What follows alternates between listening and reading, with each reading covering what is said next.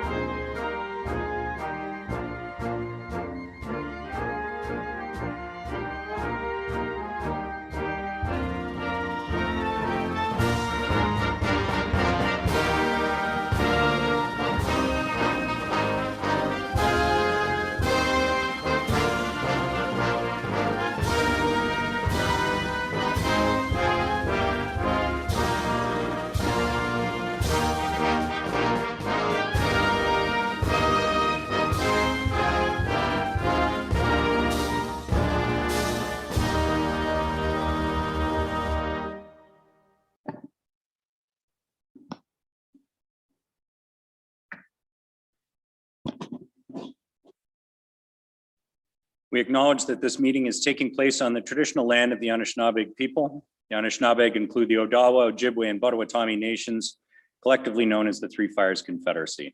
We're dedicated to honoring Indigenous history and culture and committed to moving forward in the spirit of reconciliation and respect with all First Nations, Métis, and Inuit people. You may be seated.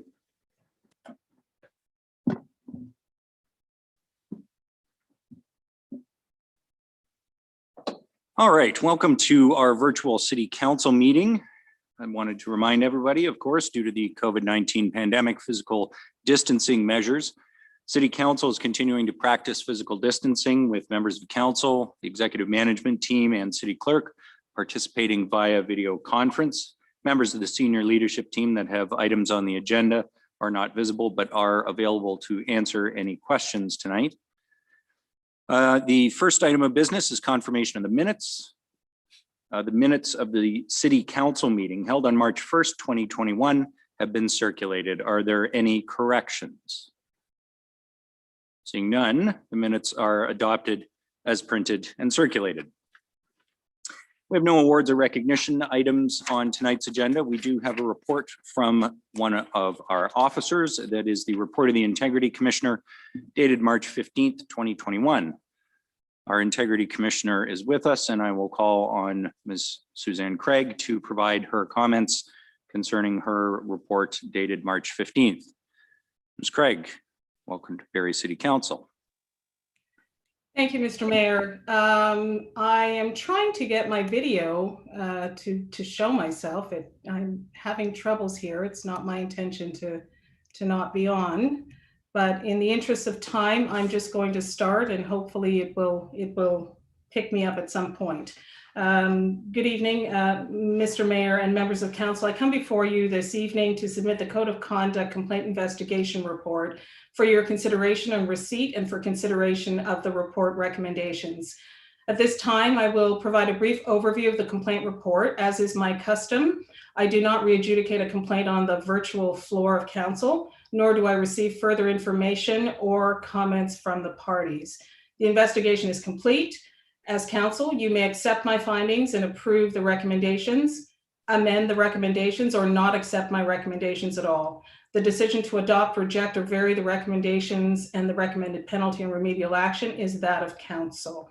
There is also the opportunity, in addition to the two penalties set out in the Municipal Act, of a reprimand and suspension of pay for 90 days, which I did not recommend. Remedial action, which could include a return of a gift, loss of membership on a committee, verbal or written apology, and any other remedial action recommended by the Integrity Commissioner or council.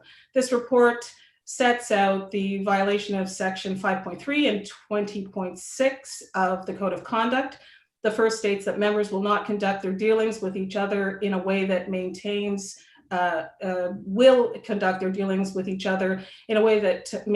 public confidence in the office to which they have been elected.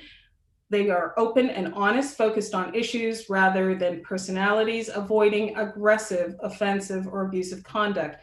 Section 20.6 states that members shall not make inappropriate comments or gestures to or about an individual, including colleagues, and shall not conduct themselves in a way that is known or ought to reasonably be known to be offensive. The complaint I received in August, and it alleged that the respondent violated Section 5.3 of the Code of Conduct by focusing on personalities rather than issues. I set out verbatim the complaint allegations in the report before you. After receiving the complaint and conducting a preliminary review to determine if the matter was with respect to a code infraction, I gave notice of receipt of the complaint to the respondent. After an initial mediation session, the parties appear to have agreed to my recommended next steps. However, after requesting information from the respondent on several occasions without receiving a reply, I suspended the mediation process. There was a discussion of an informal process, but the respondent did not engage properly. Subsequently, the respondent did contact me on March 9th, 2021, to advise that there were circumstances that prevented him from responding to the several email requests from my office. While I acknowledge that this has been a challenging time for everyone, including the respondent's lack of response amounted to non-compliance with the code. In 2016, there was a divisional court decision, DiBiase versus Vaughn. The court pointed out that the Integrity Commissioner's role is exercising the powers conferred upon her, and she must be able to interpret and reformulate complaints as she sees fit. And thus, after the initial mediation, both parties agreed to, and on next steps in the process, as I mentioned, the respondent did not engage properly. I continued the investigation. Upon completion of my investigation, I provided the complainant and the respondent with my draft findings and asked for comments prior to me finalizing the report. I must admit that there was compliance and good faith action and cooperation with my office from the complainant. I did not hear back from the respondent until March 9th. Council is the decision maker on code complaints based on the recommendations of the Integrity Commissioner. And the Integrity Commissioner determines if a matter is vexatious and frivolous. And it could be that some may view this matter as a waste of time. In response to this assertion that the complaint is frivolous or a waste of time, it is my position that the Integrity Commissioner is the office that applies the rules of the code, including determining whether to investigate or refuse to investigate or to dismiss a complaint.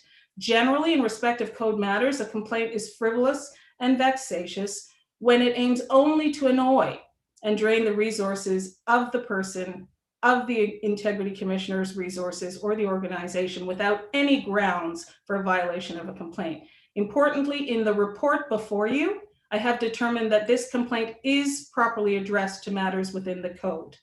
The fact that the matter or the complaint can be viewed by members of council or even the public without reasonable basis for me to investigate is not reason for me to deem the complaint frivolous or in bad faith. A valid complaint addresses conduct that on its face is contrary to the code. And in absence of a dishonest purpose, which I determine before even opening a file, I determine that it is frivolous or not. And in this case, I believe that the allegations were not frivolous. Notwithstanding any frustration that the respondent may have experienced leading up to and at the August Planning Committee meeting, the respondent's comments were personally attacking the complainant and not permitted under the code.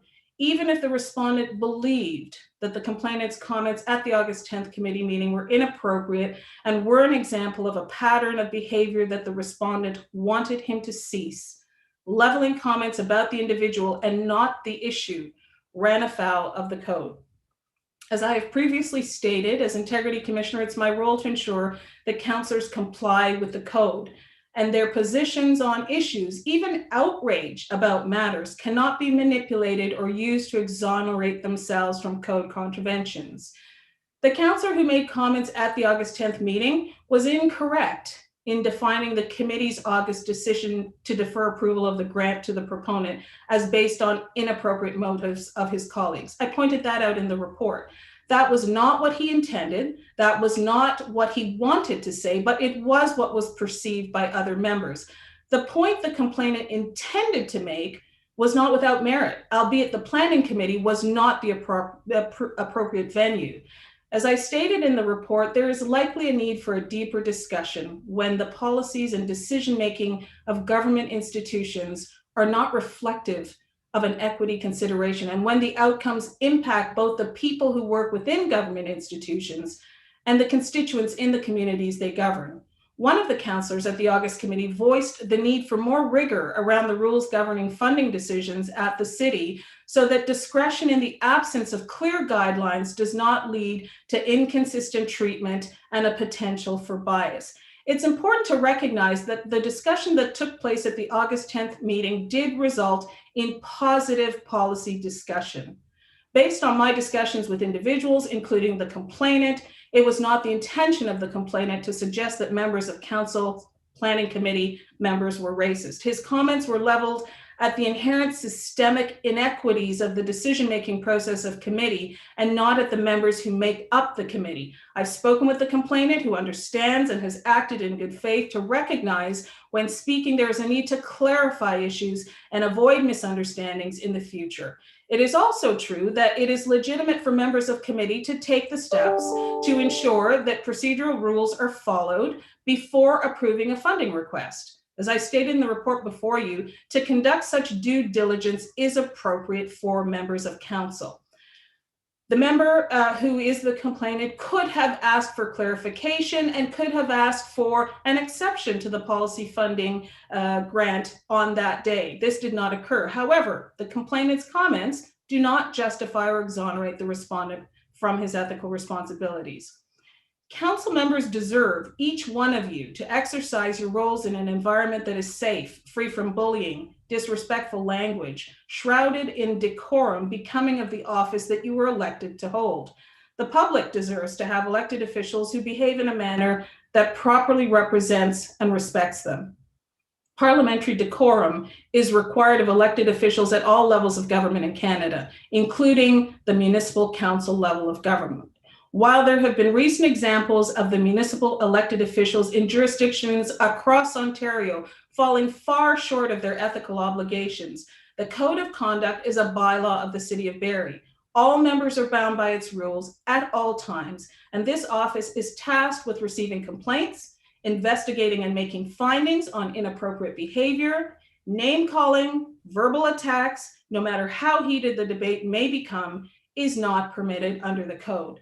The respondent's comments subject of this complaint were not in line with the rules of the code. The respondent ought to have known that he should not have leveled personal attacks against the complainant at the August 10th meeting. A council or committee debate and discussion may appropriately include voicing one's disagreement on a position of another member of council. For example, a councillor could say, "I do not agree with that position. I take issue with what you've said," or "I have a point of order," to determine if a matter is properly before council. However, disagreement or concern that a member has stepped outside of the rules of the code must be made in accordance with the procedural rules if during council, or through a code complaint if it happens and has not been dealt with during the council meeting. Accordingly, I have found that the respondent did contravene section 5.3 and 20.6 of the code, and pursuant to your code complaint protocol, in the report before you, I have recommended the imposition of a penalty of a reprimand to the respondent, the imposition of remedial action of requiring a written apology from the respondent to the complainant.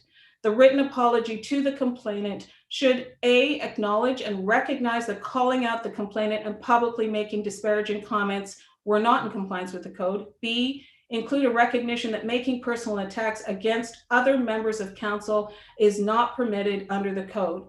4, that the written apology be tendered to my office within 5 days of council's decision, if you so decide.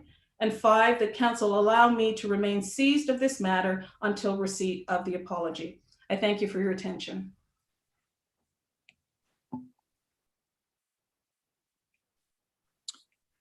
Okay, thank you very much, Ms. Craig. Do members of council have any questions of clarification for the Integrity Commissioner on her report? Okay, seeing none, I will now call on Councillor Morales, who would like to say a few words concerning the report. And of course, in accordance with our procedural bylaw, Councillor Morales, you can speak once to the matter for up to 5 minutes. The floor is yours. Thank you, Mayor Lehman. Before you start the 5-minute timer, I'm just pulling up here and so this is a procedural question. So if you could please pause the timer here. Let me pull it up. You sent this earlier to us, so we would have some good information. So the 6.6 of our procedural bylaw, 2019-100 states that a member may ask that no member shall speak for more than once to a motion or to the same question or in reply for longer than 5 minutes. With the leave of counsel, successive extensions of 5 minutes may be granted. I focused on the language of leave of counsel. It does not say a 2/3 vote, a majority vote, or if it's just the chair's wish. So I guess I'm asking you as the chair to make a ruling, considering the report and the significance of this to my reputation and integrity. And I don't want to get to a point where we spend 10 minutes talking about granting an extra 5 minutes. Would you extend my respectful request to get additional time to align more with the time that previous respondents to Integrity Commissioner complaints got in 2019? Okay, Councilor Morales, the leave of counsel actually means the will of council as a whole. So I will put that question to council. I would note that we went back to the tape from the previous occasion. The previous Integrity Commissioner's report, the respondent was allowed 6 minutes and 39 seconds of airtime. And so if you were to go over your 5 minutes in the interest of fairness, as I usually do, I advise people that they've reached the 5 minutes. I ask them to wrap up at that point, and I would not provide you any less than that amount of time. However, it is your right to ask for a full additional 5 minutes. However, that is at the leave of council. So we would need a motion and vote of council. I believe that's a simple majority to allow the additional 5 minutes. Councillor McCann.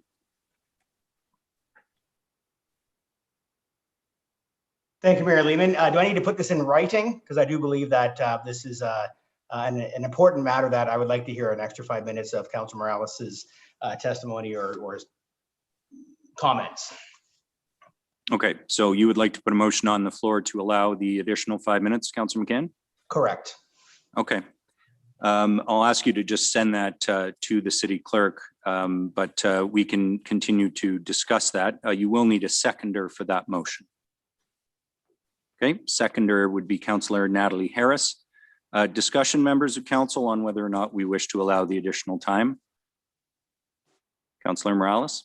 Thank you, Mayor Lehman. Am I able to vote on that? Because it's a procedural question, not a pecuniary interest on a matter. So procedurally, I'm wondering if I can vote on my own request. I can't advise you on your conflict, Councillor Morales. Through you as the chair, could I get an interpretation of pecuniary interest in terms of procedures through Ms. Craig? Is that allowed? Ms. Craig, are you? Not advice, not recommendations. I know the Integrity Commissioner cannot give me recommendations, but she can refresh pecuniary interest as it's defined through policy, because this is a procedural policy question. Yep, I will ask Ms. Craig if she's willing to answer that question. Through you, Mr. Mayor, to Councilor Morales, I can, just to clarify, I can't give you legal advice, but I can give you Integrity Commissioner advice. And under the amendments to the Municipal Act, the Integrity Commissioner may give advice on Section 5, 5.1, and 5.2 of the Municipal Conflict of Interest Act as it relates to pecuniary interests of members of council. Councilor Morales, to your question, because this matter before council deals with a report where you are named as a respondent, anything applying to that matter, including procedural rules, is part of the agenda item. It would be my interpretation that Section 5 would apply to anything dealing with this item, including procedural rules. Perfect. Thank you so much, Ms. Craig. I got a follow up. It is somewhat related to this emotion. You brought up Section 5, 5.1. I have here some correspondence from you regarding Section 5, 2.1, which would essentially is an exemption to pecuniary interest. And I'm not speaking in terms of voting for the extra 5 minutes. I'm speaking later to the facts. So for example, Section 5.2 of the Municipal Conflict of Interest Act states that at a meeting, or part of a meeting where council must consider whether to suspend the remuneration paid to a member in respect to recommendations of the IC. The member may take part in the discussion of the matter, including making submissions to council, and may attempt to influence the voting on any question in respect to the matter, whether before, during, or for some reason after the meeting. However, the member is not permitted to vote on any questions on that matter. When you sent me that language a couple days ago, I got a clarification 10 minutes before 7 p.m. today that I have a right to make submissions pursuant to section 5.2.1 of the MCIA. I have a pecuniary interest because council could theoretically levy a penalty of suspension of pay, even though it was not part of your original recommendation, because the city of Barrie has granted you that right under just the agreement of your office has. They could theoretically, somebody could move an amendment to do that. Therefore, what I'm asking for is once I finish my 5+ minutes of discussion, if members of council have questions of clarification to me, does 5.21 get triggered and allow me to answer those questions, have debate, as long as before the chair makes a ruling, I just then at that point do a pecuniary, I declare myself a pecuniary interest at that point.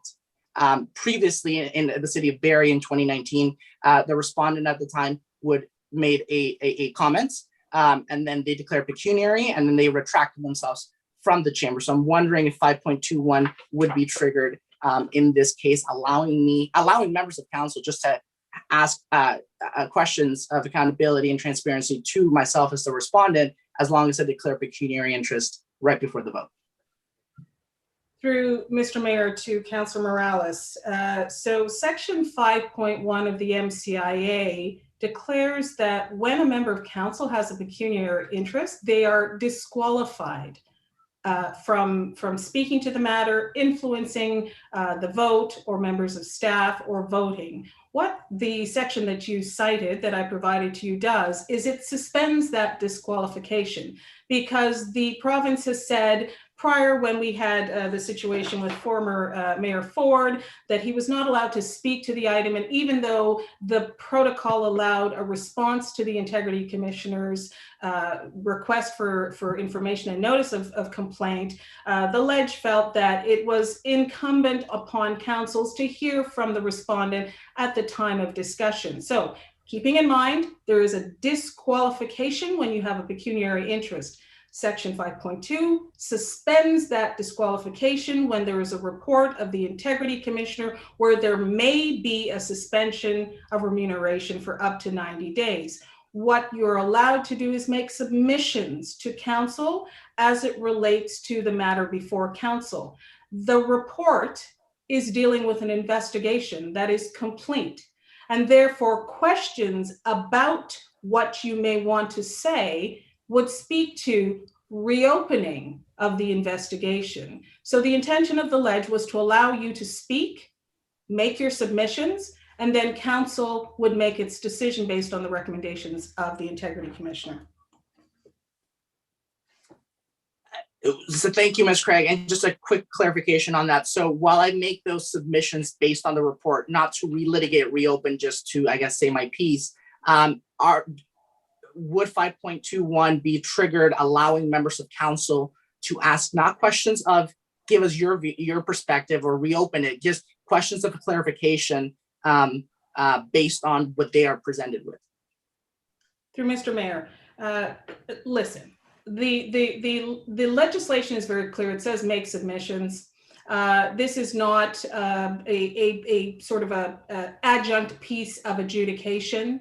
And so it is entirely up to council through its procedure to determine if it would like to ask questions, if the procedural bylaw allows questions as it relates to your submissions. I will just reiterate what the law says. It says that the respondent may make submissions and you may make submissions. How long is determined by the procedural bylaw. There are jurisdictions out there where there have been questions and answers. I can't speak for the province of Ontario and the drafters of the amendments to the legislation, but I do believe, sir, that what was intended was for the report and the investigation findings to be before council, for the respondent to have an opportunity to say, this is what I would like you to consider, and then council would be able to make its determination. I do not believe that the intention was to reopen the possibility of back and forth questioning my personal opinion is that may fetter the discretion of the integrity commissioner, but I leave it up to council to determine if they have the authority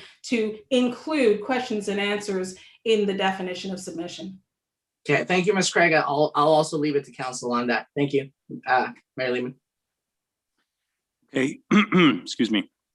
The motion that is on the floor, let's deal with the procedure. We'll deal with both of them, both issues. So the motion that's on the floor is with regards to the additional 5 minutes. Are there comments from members of council on the motion to allow an additional 5 minutes? Deputy Mayor Ward. Maybe to the move of the motion, why are we introducing it now and not in 5 minutes when the 5 minutes are up? It just seems strange to be introducing a motion when he hasn't used any minutes yet.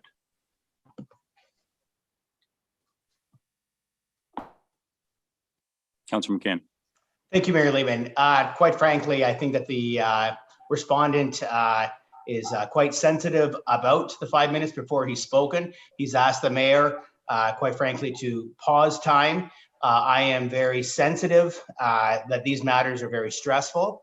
And the last thing that I would want the councillor to do when, in his eyes, maybe his life is on trial here. And I think that this council can band together and do whatever it takes to give this councilor or any councillor the amount of respect for our colleague so he can process, he can think clearly, and he can come up with the right wording and not being rushed. Because obviously he has a lot to say, and these are serious charges, and I want to hear everything that he has to say. Deputy Mayor Ward. Not a big issue. I think it'd be the same thing either way, but let's just go on this. I'm fine to keep going. Okay, other comments on the motion to allow the additional 5 minutes? Okay, I won't be supporting this motion as we have had a similar situation in the past, and my intention is to give the member the exact same amount of time that the previous member was afforded. So I think in the interest of fairness, it would be wise to maintain exactly the same procedure afforded to our colleague the last time. I recognize the request was not formally made last time. So any other comments? Councillor McCann, you did speak to this, but I'll allow you to go ahead one more time. You had something to add? Thank you, Mayor Lehman. I do appreciate that. And just to maybe have a light debate and maybe just to put another thought pattern to your thought pattern is the past councillor finished on his own time naturally at the 6 minutes and 50-minute mark that you mentioned earlier. And I just think that giving the same respect to this councillor again, to naturally finish where they believe with a maximum of 10 minutes. I just think that that's fair because the last councillor spoke naturally, and that's what I want to hear is a natural natural flow for Councillor Morales. Okay, thanks for that. Any further comments on the procedural motion? Okay, seeing none, I will call the question. Those in favor of allowing 5 additional minutes? Okay, just myself opposed, that carries. So Councillor Morales, you have 10 minutes. Now, before you begin, my take on what has been expressed by the Integrity Commissioner, and again, given the previous practice, question and answer is not appropriate with members of council. And the concern that I would express there as chair would be that often question and answer becomes an opportunity to expand on remarks.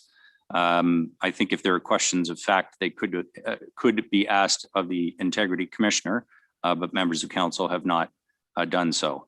So that would be my ruling. If you wish to, I can put that question to council if you wish to challenge that ruling. Thank you, Mayor Lehman. I'll let your chairmanship of 15 years make that ruling. So I'm not challenging that. Okay, thank you. You have 10 minutes, sir. Thank you. Members of council, tonight you are voting whether or not councillors present and future can call out toxic behavior among colleagues who shame them for their votes, or whether they will live with concerns about being reprimanded for doing so. I respectfully, and I want to emphasize respectfully, disagree that the comments about lack of leadership and pouting were in breach of the code. and I will establish, very related to the report, a pattern of behavior by the complainant that substantiates the words that I used, which I not only can, but should be able to call it toxic behavior accountable by any colleague at any time when it becomes a pattern that impedes our ability to do our work, therefore making it part of our occupation. Morale on council has been allowed through actions and then inaction to die. I wish it never got to this point. There comes a point when the first time something happens, someone might get a pass. And the second time, maybe they get the benefit of the doubt.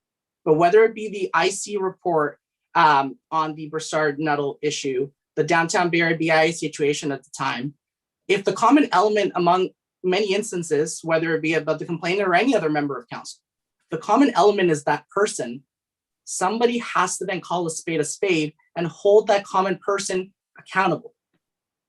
I did. Did I still apologize to the complainant in mediation regarding the comments about implied racism in writing, which was the request of me?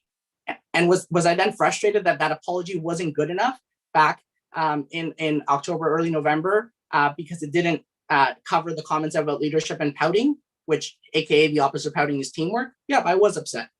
But was I finally floored when I was informed by the complainant that the complainant chose not to accept the eventual late apology last week about leadership and teamwork, and then chose to leave the report on today's agenda, even though the apology had already been fulfilled or was being asked in mediation and given to the IC?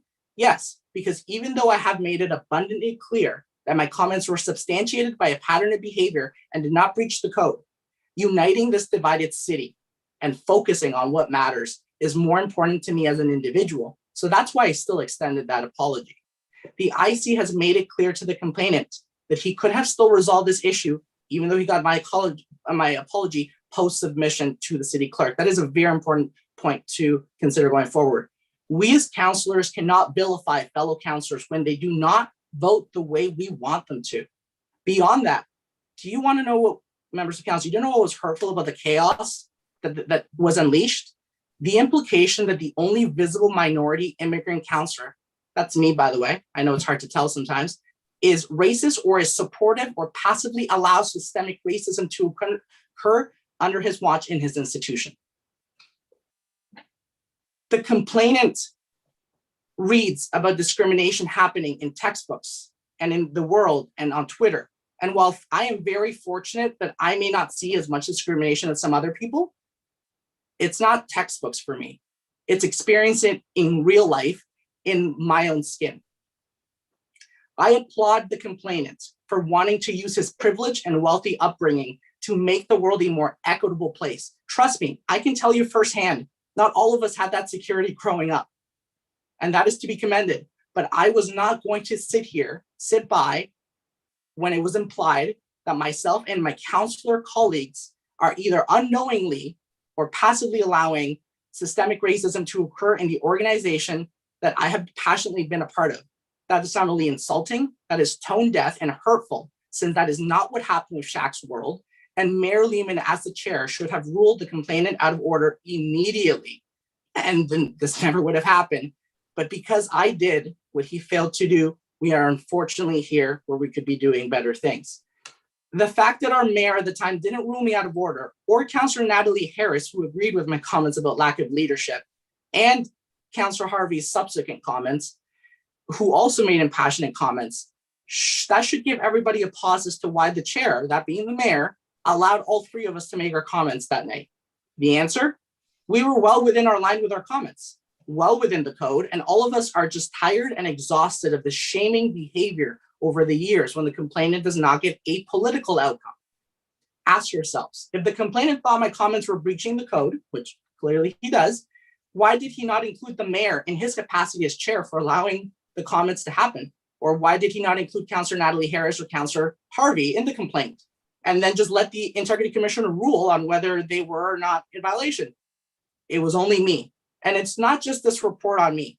When I've tried in the past, and I'm establishing a pattern behavior that substantiates my comments, by the way, when I've tried in the past to add, for example, a piece of property to a conversion list that would have seen the building or the easier building of a discount grocery store in the Ward 9, 10, and 8 area, made it more viable so that seniors on pensions and families on a budget could have options, The complainant convoluted my intents and implied that a vote to do so would circumvent the public process, accountability, and transparency.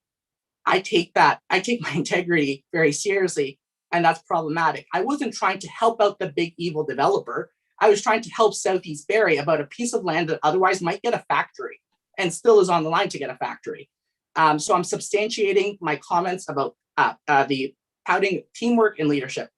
When I've made points in the past that were convincing enough that it risked the complainant not getting his preferred outcomes, the complainant has passively aggressively mocked my grammar I used to say those facts in an attempt to discredit my intelligence, instead of focusing on refuting the facts and the validity of my point, which I have no problem with, choosing instead to belittle his immigrant colleague who was born in a different country and had to learn English as a second language. I've never had anyone else do that. Does everyone remember when the complainant could not move an amendment that night in August because he couldn't get a seconder? I know it was a while ago, but the fact that it happened speaks volume about how we collectively felt at that time about a pattern of behavior where we are shamed for our votes, which further supports my claim that my comments were substantiated and did not breach the code. I could have filed a complaint on the complainant for the August comments. Why didn't I do it? I decided that it just was not worth it. We need to move on between these petty things. And secondly, I was under the understanding someone was going to file one on the complainant. So because that filing never happened, the deadline has now expired. So now the complainant cannot face accountability for his initial comments that started all this, is the context that should be thought of and is somewhat covered in the report. Not many people know, but when Shaq's comments didn't get the funding that night, when Shaq's World didn't get the funding that night, a city councilor humbly worked behind the scenes and helped secure thousands of dollars for Shaq's World. That is extremely humbling. In 2019, this substantiates again the problematic language. The complainant implied to CTV News when he was the respondent of his own IC report that he had legal options, again, council's decision that he would consider if it got ratified in the following week, which I would say is also behavior that substantiates my comments from August about pouting and not being a teamwork when things don't go their way. As this pattern of behavior continued, I approached my team captain, the mayor, in a phone call in July of 2020 for over an hour and was told, and I said, we just need to stop being torn apart as a city. And I was told things would change. Nothing happened. I figured I'd approach the HR department, but I was reminded we are not employees of the corporation. We are just counselors. Therefore, HR can't help you. So if you have a problem, talk to the complainant or talk to the integrity commissioner, which didn't really go well in 2019. So that's why I did not pursue that route.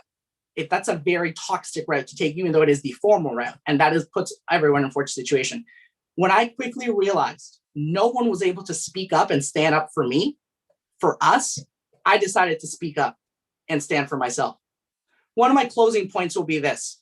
That night, when I made the comments that the report says that I should be reprimanded for, members of council, every single councillor here in Barrie, I mean every single member of council, my apologies, with the exception of the complainant and one other councillor, either called me, texted me, emailed me, or told me in their office that they agreed with what I said that night, that they felt the same way, or that enough was enough and they didn't blame me for it. Every single member of council except one councillor and the respondent. And no, I will not be revealing who said what. That is a personal conversation, but I want to remind everybody, because so long ago, that sentiment, that thank you for reaching out to me about that. That's 8 members of council plus me. So 9 out of 11 team members are going out of their way to communicate support. If those 8 members of council still have those feelings, you have an opportunity to vote tonight to reaffirm what you expressed to me that night and the following day, that shaming people into submission has no place here. It is possible to do this while still respecting the independence of the Integrity Commission's office. You can vote to accept the report. You can vote to delete the point about the reprimand and approve the apology recommendation, which has already been given to the IC. There might be a little technicality that I've missed on one of the sections, but that has already been sitting there and was presented to the complainant as of last week. No councillor should fear the precedent that a recommendation as printed would set, that if they are shamed about their vote and opinions by a fellow councillor, they need to take it and not do anything about it for fear of being reprimanded if they stand up to toxic behavior when it's occupational related and substantiated in terms of the jobs that they do. Members of council, I want to thank you for your time. And I appreciate everybody discussing this while we could meet moving forward in our meeting. Thank you. Okay, thank you, Councillor Morales. Madam Clerk, have we had any deputation requests on this matter? No, Mayor Lehman, we have not. Okay, members of council, it's your choice. We could deal with this matter immediately, which probably makes some sense, or we can wait until the committee reports when it would normally come up on the agenda. But in the absence of a deputation request, I would suggest to you that we could move up the matter and deal with it now. Are there concerns about that? Okay, just to be formal tonight, I am going to actually take a vote to change the order of procedure to deal with the matter, the recommendation of the IC now. So those in favor, could you please indicate dealing with the matter now? Or any opposed? None. That carries. Councillor Morales, go ahead. Thank you, Mayor Lehman.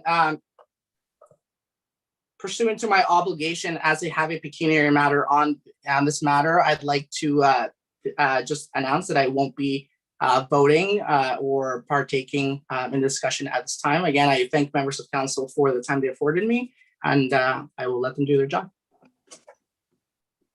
Okay, thank you very much, Councillor Morales. Madam Clerk, has Councillor Morales' potential interest in the matter been recorded? Yes, Mayor Lehman, it has. Okay, thank you very much. Okay, Madam Integrity Commissioner, Ms. Craig, I see you indicating. Yes, thank you, Mr. Mayor, and to council. I cannot discuss anything that transpired during an informal resolution attempt. There's a reason why there is that process, so that people may be frank and open, and I chose not to, and I believe I'm bound to not get into details of what may have happened. Let me just state very clearly for the record that if there is a mistake or wrongdoing, where ultimately, if there is an investigation, I would recommend an apology. There are people much smarter than me who have set out what an apology should contain. And so keeping in mind that an apology is a recognition that someone has been harmed, you express regret for having said or done it.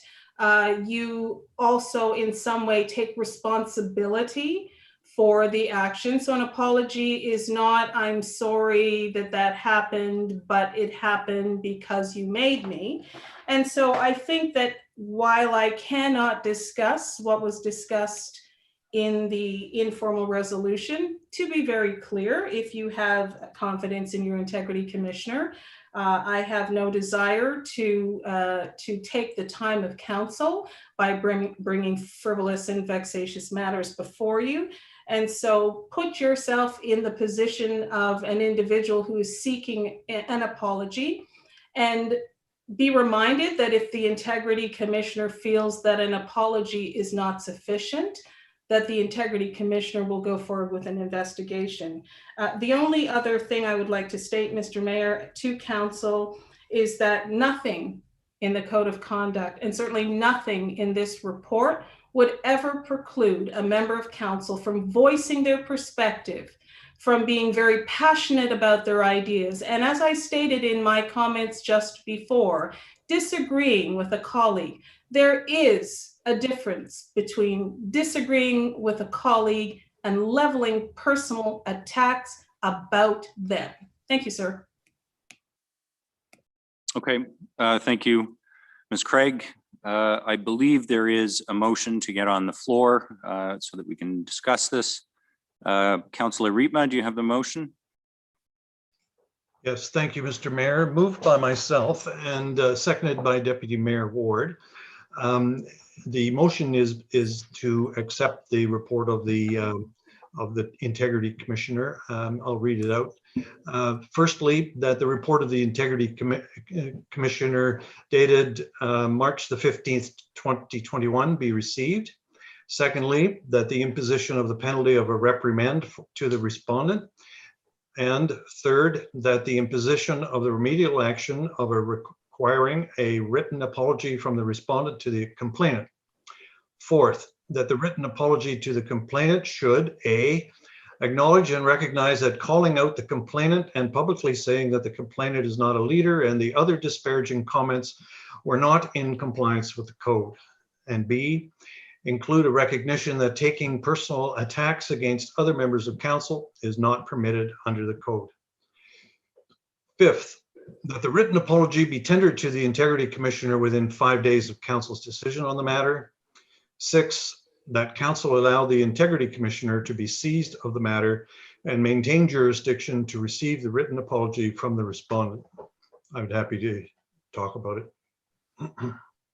Okay, so we have a motion moved by Councillor Riepma, seconded by Deputy Mayor Ward, that the report of the Integrity Commissioner dated March 15th be received at the imposition of the penalty of a reprimand to the respondent, that the imposition of the remedial action of requiring a written apology from the respondent to the complainant, that the written apology to the complainant should acknowledge and recognize calling out the complainant and publicly saying the complainant is not a leader and the other disparaging comments were not in compliance with the code. B, including a recognition that taking personal attacks against other members of council is not permitted under the code.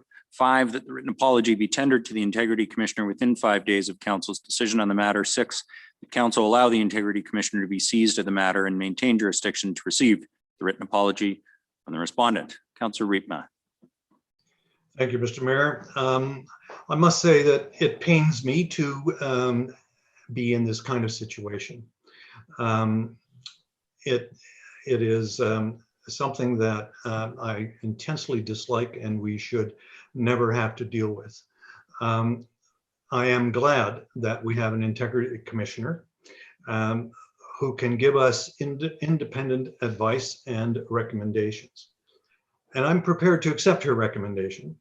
It's clear to me that she has made a correct assessment in this case, and her recommendations are reasonable. And I said it does sadden me, but at the same time, we as council members have to do our job. We need to work together. And you know what? Even if we disagree, and we do disagree, and we can have vigorous discussions, but in the end, we have to make a decision and we have to move on. We always, I think, have to remember that we're welcome to attack the position, but not the person. I think that's a really important distinction. I think the people that suffer the most actually from all of this is the taxpayers of the city. For two reasons. One, that they end up having to pay the bill for Miss Craig, and you know, she does great work. And secondly, because we're spending time on this kind of thing, and I think our taxpayers are expecting higher things from us, expecting us not to call each other's names, but they expect that we are going to run this city well on their behalf. And that's why I'm asking you to support this recommendation, support our Integrity Commissioner, and let's move on. Thank you. Okay, thank you, Councillor Riepma. Councillor Natalie Harris. Thank you, Mayor Lehman. Through you to Ms. Craig. And again, I'm not sure if you're able to answer this or not, but in your professional opinion, I guess what I'm gathering is that the apology that Councillor Morales did submit late, but I guess did submit, was not sufficient. Is that correct? Through the mayor to Councillor Harris. There, as I set out in the report, there was an attempt at an informal resolution. The conclusion, the successful conclusion would have been steps that include an apology and a recognition of both parties that perhaps what was said shouldn't have been said, what the code required. What I do generally when there is an opportunity for informal resolution is I say, listen, I'm going to write out minutes of settlement. This is what I think you should both agree to. This is what you should do. And if you both agree, you've resolved the matter and it doesn't go forward. If either party says, I don't agree with that, then I still try to see if there's room for some sort of negotiation. But if a party says, either I'm not going to abide by that, I think I have abided by that, even though you're saying I didn't abide by that, or I'm just not going to answer you, then for me, the informal resolution is not successful. One of the parties did not properly participate, and I go on with the investigation. Thank you. May I ask another question, Marilyn? Yep, go ahead. Through you to Councilor Morales. I'm sorry, Councillor Harris, we can't ask questions of Councillor Morales. He's declared a conflict and left the meeting. Okay, right. Okay, I'll just pause for now. Thank you. Okay, others who wish to speak to the motion on the floor. Councillor Thompson. Thank you. Through you, Mayor Lehman, to Ms. Craig. If I read the report correctly, the original apology was not accepted. As you stated, there's a formula of apology that it didn't meet that. On the March 9th document that you speak of, has that been accepted as sufficient as an apology? Through the mayor to Councillor Thompson, March 9th was a conversation with the respondent. You know, I'm stuck here because I have to maintain confidentiality, but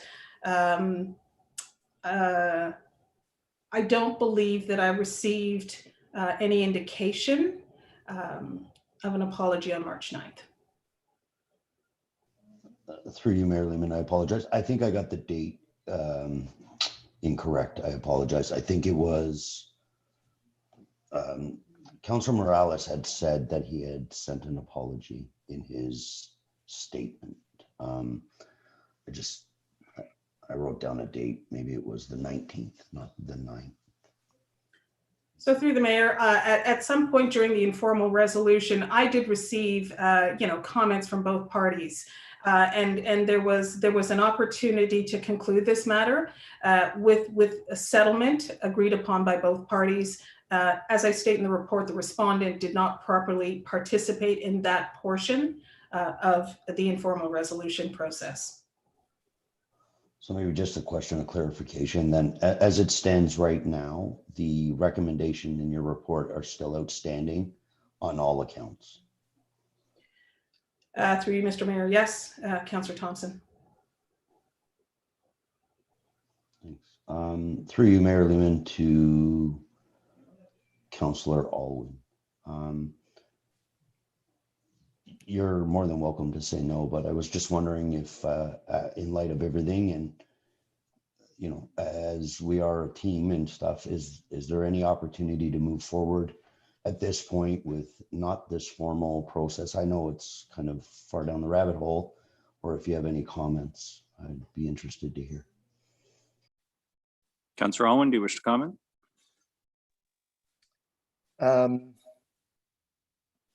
Sure. Very quickly, I think the Integrity Commissioner has covered a lot of what transpired, the attempts through the informal process to come to a resolution, and I regret that it wasn't able to be resolved informally. And to clarify, I did not receive an apology on March 9th, if that's what you were asking. But I'm thankful for the Integrity Commissioner's advice and recommendations. I see her as a valuable resource for us to help us work together better. Look, we're human beings, and there's going to be disagreement, and there's going to be mistakes made, and I've made mistakes, and I'm trying to do better because I recognize that I haven't always done the right thing around this table, and I want to own that. And I believe that working together is important, but also that how we work together is just as important. So I'll be supporting the recommendations. Thank you. Thank you for that. That's all for now, Mayor Lehman, or all for tonight, since it's council. I only It get is, one. yeah. Yes. Thanks. Thank you. Thanks, Councillor Thompson. I was just going to encourage, if there were any other comments, you should make them, because we can all only speak once at council. Next, I have Councillor Kungle. Thank you, Your Worship. Through you to Ms. Craig. I was wondering about the process. Should the recommendation stand or pass this evening, and then the expectation would be an apology within 5 days. Could you share with me what the typical process that would take place if an apology is still not received? Through the mayor to Councillor Kungle. I have regrettably been in this position before. So what I would do if council agrees to the recommendation, approves the recommendation, I would send a letter to the respondent outlining what I believe a fair and reasonable expectation would be for an apology. I would literally give a draft of what an apology is, and would ask the respondent to sign it and to let me know through an email or verbally that they are doing so because they believe what they are signing to be the right thing to do. At that point, I would receive it. I do not need to share it with the complainant. I would only give it to the complainant, and I would let the city clerk know that I've received the apology in the form that I've requested, and the matter is concluded.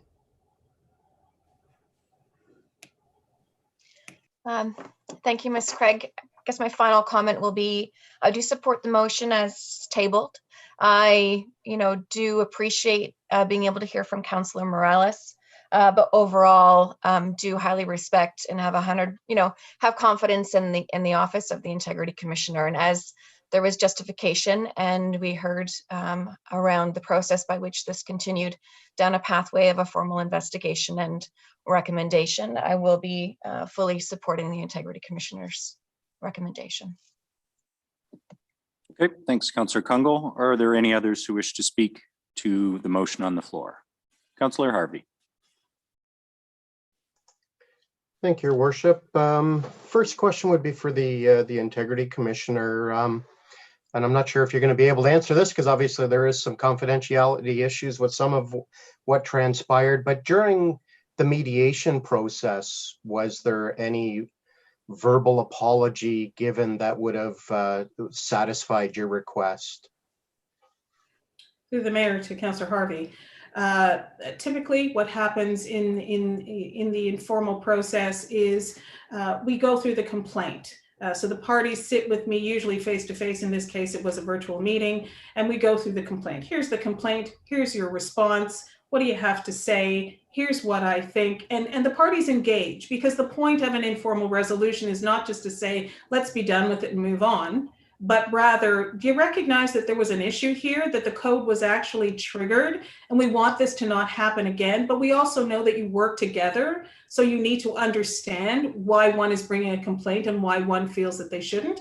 And so what usually happens in the informal resolution is the respondent usually says, you know what, I kind of am sorry I said this. I get why you're upset about this. And the complainant goes, I shouldn't have said things like that. This is what I'm saying, high level, usually happens in an informal resolution. Once that happens and the parties understand, look, we're held to a higher standard, and I think I might have said things that I shouldn't have said, then the Integrity Commissioner goes away and says, this is what I heard both of you say. This is what the code requires. And in order to close this matter, so that complainant understands that this has been taken seriously and respondent understands that this is not okay, even if it was a matter of heated debate, I write the settlement. Terms of settlement. So even if during the informal resolution there was I'm sorry, I shouldn't have said that. I get it. You know what? Looking back in hindsight, that was so off. But what happens after that is said is there is rigor in this process, because you are elected officials. This is not some sort of let's do this. And so you have to be held accountable. Why? Because if it happens again, as integrity commissioner, while I'm not bound by precedent, I have to be able to say, listen, you know what, I gave you the benefit of the doubt. And this time around, it's happening again. So members of council, I'm now bringing a recommendation report that says, hey, suspension of 90 days pay, because I don't believe that that individual took heed of the level of honor that is becoming of your office. So in quick answer or long answer, however my answer is right now, sir, what I'm saying is even if there was a, I'm sorry, it has to go much further than that. You have to actually let the complainant know why you're sorry, and that has to be then signed by both parties. And just one more follow-up question. I'm just trying to sort out why the response on this IC report is a little bit different than the previous one that was before this council, and ironically involving one of the two same councillors. But on that previous IC report, when there was some offside comments directed at a couple of federal MPs, when that came back to council, it was just for a reprimand. There was no written apology involved in that. And I'm just trying to understand why there wouldn't be a request for it in one situation, but now there's a request for it in this situation. Through the mayor to Councillor Harvey, I certainly can't do point-to-point comparison of code complaints. I adjudicate based on the facts of the matter, and I believe that in past code complaint investigations, I have identified the level of contravention, and the level of contravention informs the type of recommendation to penalty or remedial action. If I recall, in that particular instance, there was a finding by me that as egregious as the situation was, dealing with the reputation of an esteemed individual, the respondent in that particular situation didn't do it because he wanted to, didn't know necessarily. So it was a good faith breach, if I am not mistaken. And what does that mean? It doesn't mean it's an okay breach. It just means that there was not an intent to do it. And I did not find that here. I did not find that it was good faith. I felt that it was a breach of the code that warrants some sort of a penalty. Great, thank you. I have no further questions. I just want to make a couple of comments. I'm really torn on this one, I'll be quite honest with you. It was quite an emotional, heated meeting that particular August evening. And the reality of it is this all started because of some comments that were made by the other councillor involved in this, and not to defend the comments that were made by Councillor Morales, but that's the reality of it, is that this was all spurred on by the other party's comments, inferring,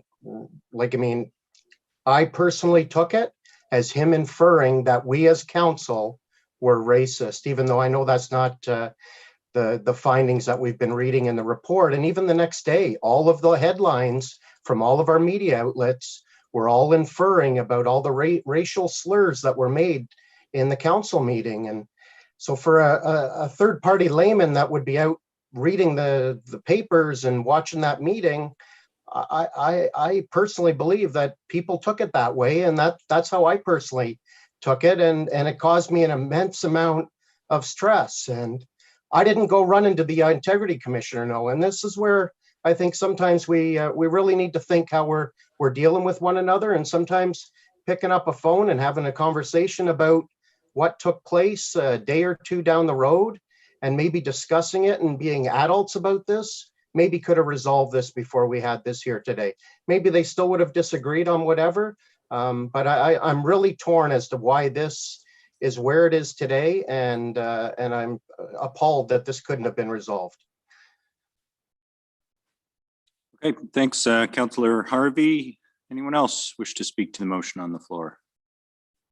Councillor McCann.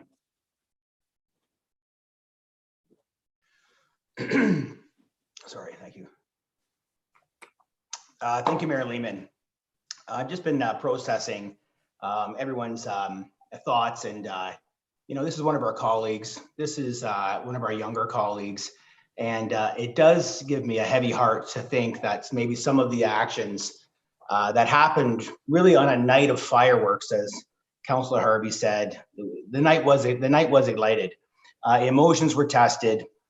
And as the IC stated just a few minutes ago, the level of honor was breached and a councillor went too far. I appreciate Councillor Harvey's words because they echo mine as well, right? And whenever I'm in negotiations or whether I'm, talking to two parties, I always believe that there's always three sides to a story. There's your version, and the truth. And we actually hire the IC to tell us what that truth is. And it's really unfortunate that the respondent didn't participate because I think that would have helped a lot of us maybe make a clearer decision, and I think the IC.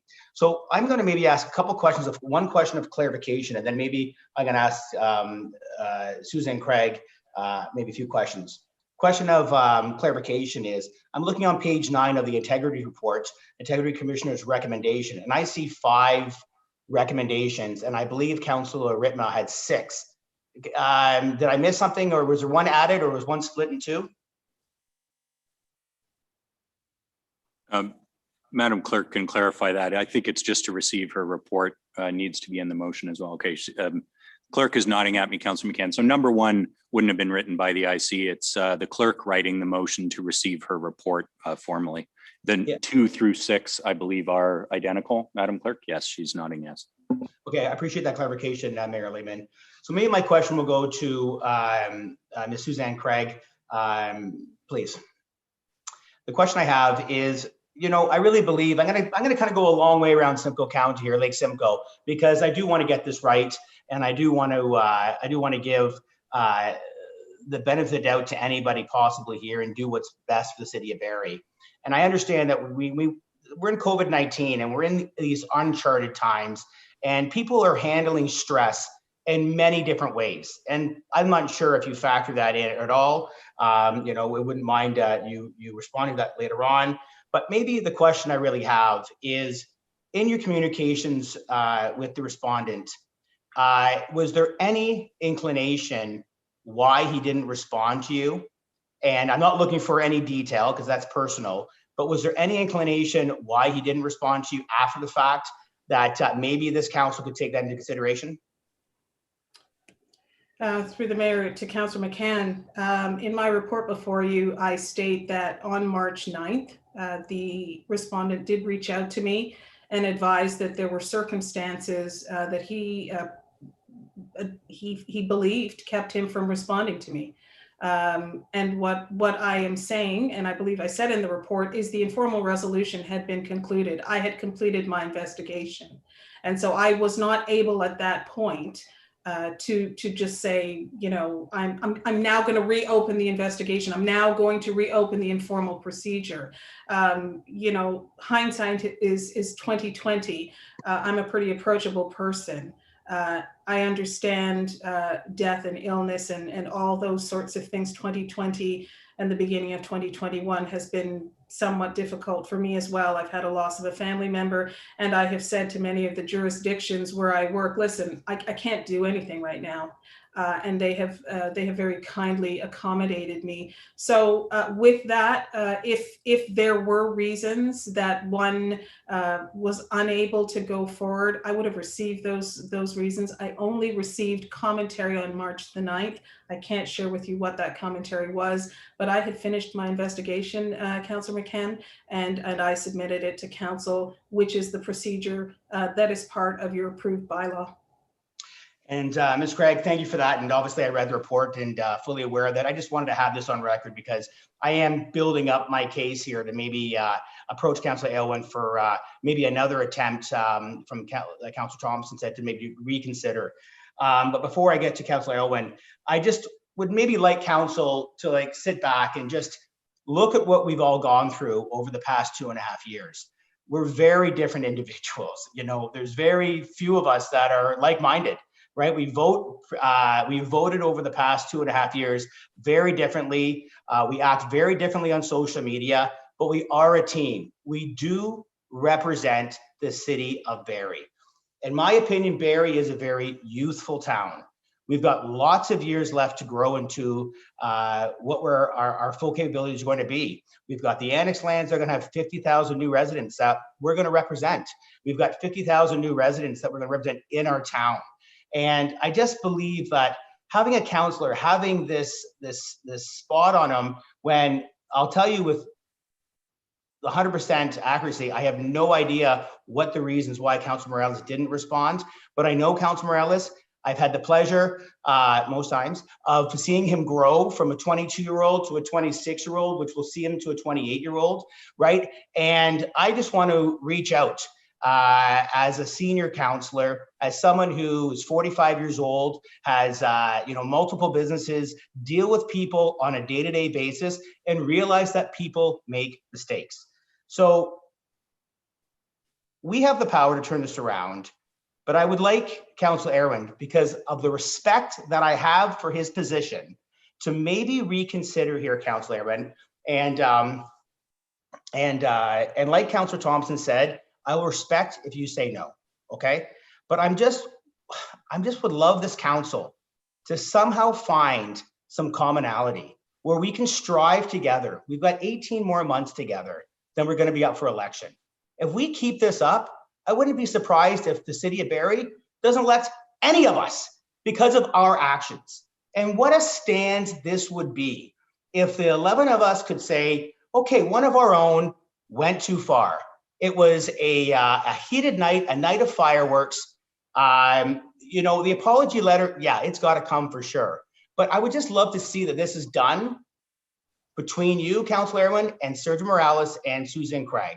So I'm really asking from the heart, if you would just reconsider and just, pull back, and hopefully your actions tonight will be the brightest actions this council has seen in the past 2.5 years.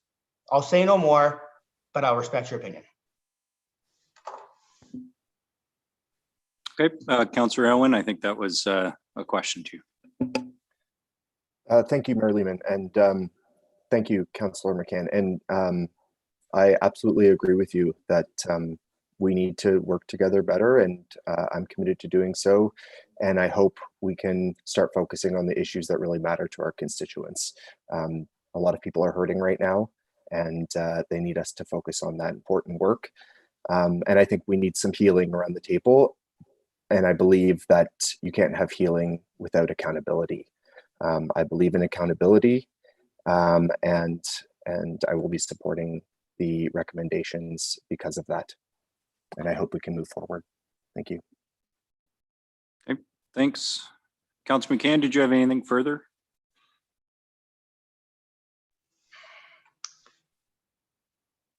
Thank you, Mayor Lehman, for that opportunity. And Councillor Irwin, I respect your thoughts. I mean, this has hit you, and this is your thoughts. I appreciate the time you took to think about that and process that. And I just hope that we become a better council after this. Thank you very much. Thanks. I have Councillor Natalie Harris and then Deputy Mayor Ward. Councillor Harris. Thank you, Mayor Lehman. I just wanted to provide a bit of context that not intimate context, but just confirmation that I do know, and I'm allowed to say this, I'm not breaching any confidentiality, that Councillor Morales indeed was going through very difficult times, especially near the early parts of 2020 and then into the summer. That's just one statement I wanted to make. But the other thing I just wanted to say was the one confusing part through everything is the apology to me. So I feel like, for sure the apology needs to come forward. There wasn't, maybe there was a there's a miss somewhere, because I feel like Councillor Morales, when he made his statement, said he apologized, but it isn't an apology that obviously has enough merit behind it to with the qualities that Ms. Craig had spoken of. So it's definitely so important for Councillor Morales to follow through and make sure that that happens. Because, you know, I also respect that Councillor Morales, you know, wanted the time to share why he said what he said. I remember that night very well. And as Councillor Morales stated, I made some statements as well that challenged Councillor Aylwin. And Councillor Aylwin and I have discussed that afterwards and moved forward. And that's what the Integrity Commissioner is amazing for helping to do. So I have faith that that can hopefully happen moving forward after an apology comes forward properly.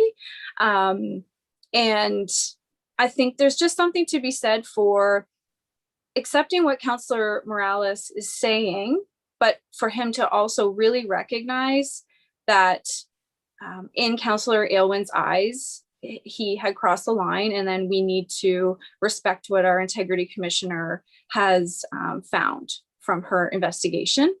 But I think that for what it's worth, I also value what Councillor Morales has said. And I, you know, even in conversations with Councillor Aylwin that we had after that meeting, I think we're all very passionate about being able to have our speech and have our voices heard. And sometimes when emotions get involved, it is hard to, you know, maybe pull back a little bit and think before we speak. So, and I'm guilty of that as well. So again, I guess I'm just kind of supporting what Councillor Thompson and Councillor McCann are saying, and it sounds like Councillor Aylwin is you know, willing to move forward too, that we can move forward in a positive way. And I like, yeah, have a phone call and talk about something maybe before we go to the Integrity Commissioner. But it's first, I just really respect what Councillor Morales also said. You know, he can't speak anymore right now, and I do know the personal things that he was experiencing, and I know he's very willing to send the apology. So we'll go from there. And that's my comments. Thanks. Thanks, Councillor Harris. Deputy Mayor Ward. Thank you, Mayor Lehman. And I just want to point out, I mean, it's not a matter of whether we like Councillor Morales. I think he's a nice guy.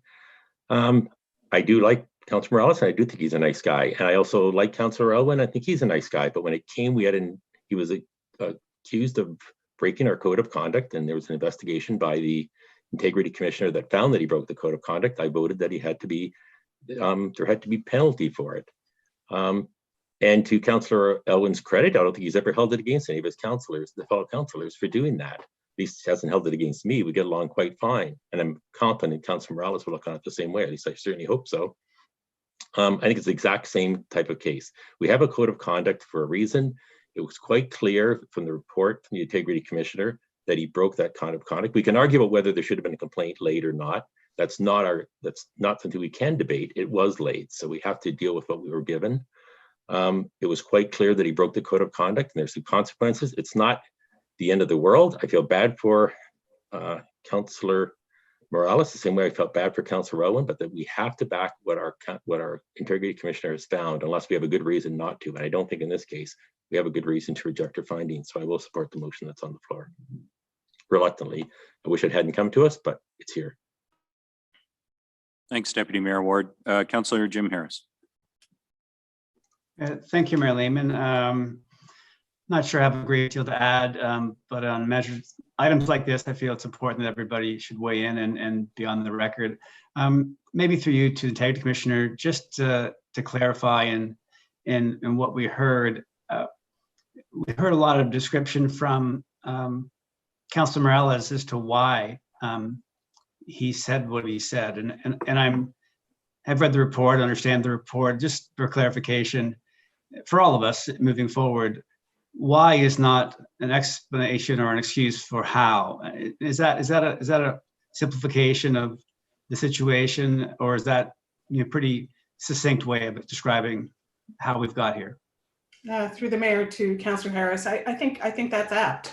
I think that I looked at the action that the respondent through his reply said provoked his comments and how it was a culmination of a behavior that he felt needed to cease. I looked squarely at the actual August meeting, and I think in the report stated very clearly that the complainant's comments were perceived in a way, and that there should be an opportunity to go forward, not making those types of comments again.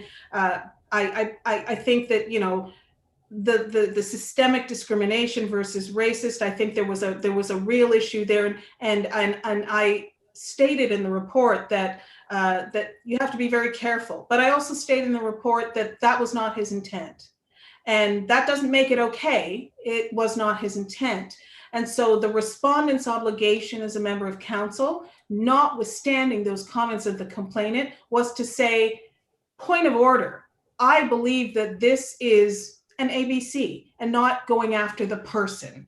And so yes, it is not the why, it is the how. Yes, sir, that's very apt.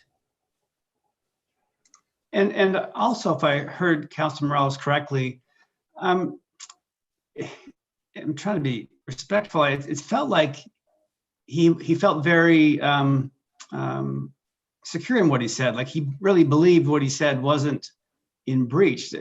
That's what I heard, which may make apology difficult. Was that your interpretation? Is that how? Are you allowed to comment on that? I just felt that way. Through you, Mr. Mayor, to Councillor Harris, I can't comment on the submissions made tonight. And just thank you. Maybe one more.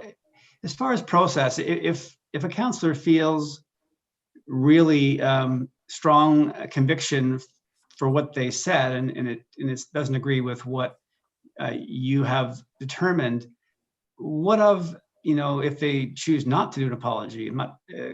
As far as process, is that an option? And what happens in that case? Through the mayor to Councillor Harris, I did have a very large investigation several years ago that was far more significant than this. Not saying that any of this is not significant. It's important to the complainant. It's important to the respondent. It's important to all of you and to your members of the public who are listening. But what I did in that situation where the respondent refused council's decision to order the individual member of council to respond with an apology, I brought a report, very, very short. It was a couple of pages to council saying, this is obstruction of my role, and also it is denigrating your decision. And I brought forward a report that recommended a suspension of pay for a couple of days, just to make a point. It is always my hope that it does not come to that, but the remedy for not apologizing is to recognize it is a breach of the code if council has decided that that is what you ultimately have to do based on the recommendation of the integrity commissioner. Great, thank you. And maybe just to shed, I know on page 7, you did note there was a positive outcome in that the debate, and you said, is it important to recognize that the discussion that took place at the August 10th meeting did result in a positive debate. So for that, I will take that grain of silver lining, maybe that, and I want to just, I don't know how close you follow the details of the council, but I also want you to know that we did pass a motion during our budget to actually have a more detailed and robust process for community grant programs. So hopefully that will help in future for anybody who comes forward to council with a presentation or example such as this, that we have a much better process to guide us through this so we don't get into these uncharted waters and choppy waters. So I just wanted you to know that we remedied that since our August meeting. So thank you for that. Maybe closing, it feels like a couple lessons that I learned when I was young, sticks and stones and 2 wrongs don't make a right seem to apply here. But having said all that and the mediation having come to its conclusion and being unsuccessful, to the point we are here today, receiving this report, I have no wish to object to your report and your recommendations and the findings that you've put forward to us. And thank you for the report. And I will leave it at that. Thank you, Mayor Lehman.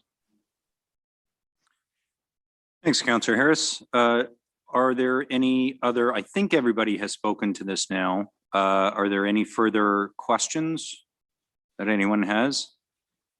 Okay, there's only a couple of things I want to say.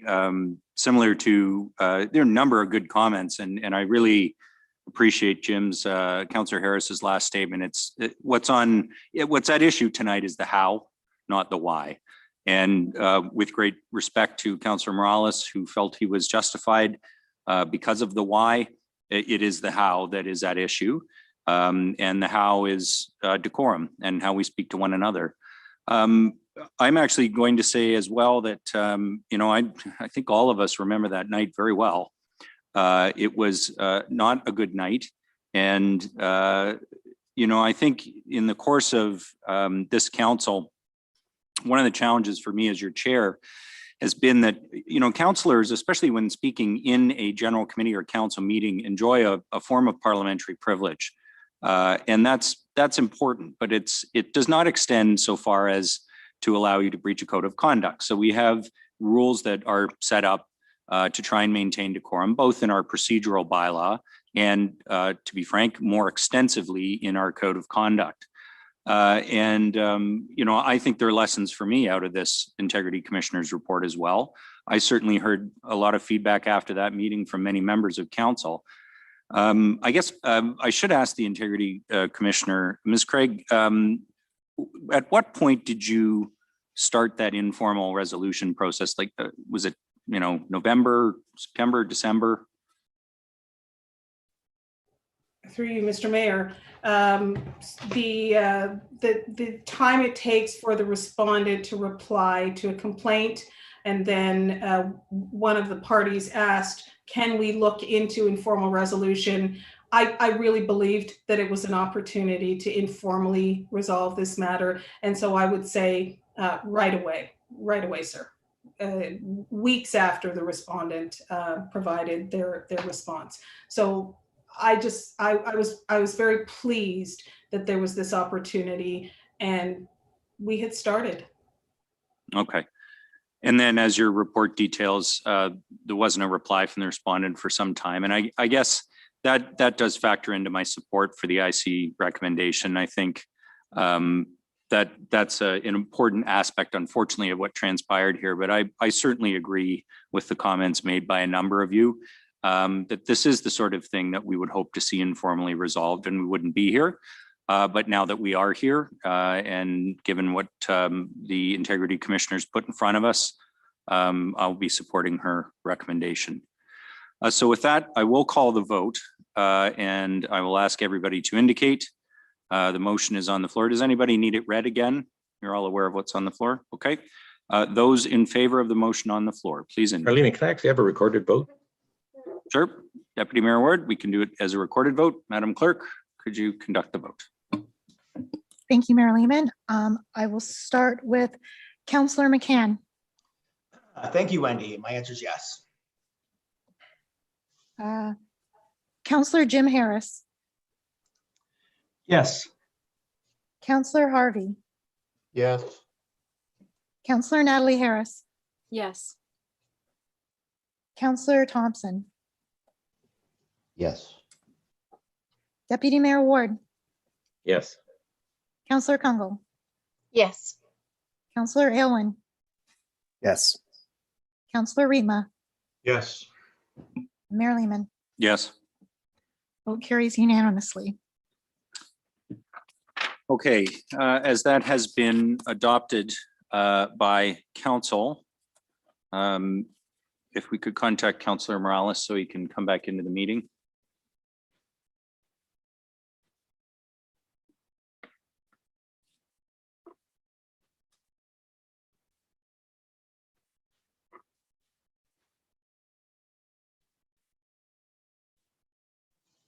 Mayor Lehman? Councillor McCann? it'd be appropriate to give maybe Councilor Morales 5 minutes to maybe just take some composure. If he needs it, if we can't. I've got no You asked idea, for a but 5-minute break? yes, please. Sure. Okay. We will take a 5-minute break and we will reconvene at 8:36. Thank you, Mayor Lehman.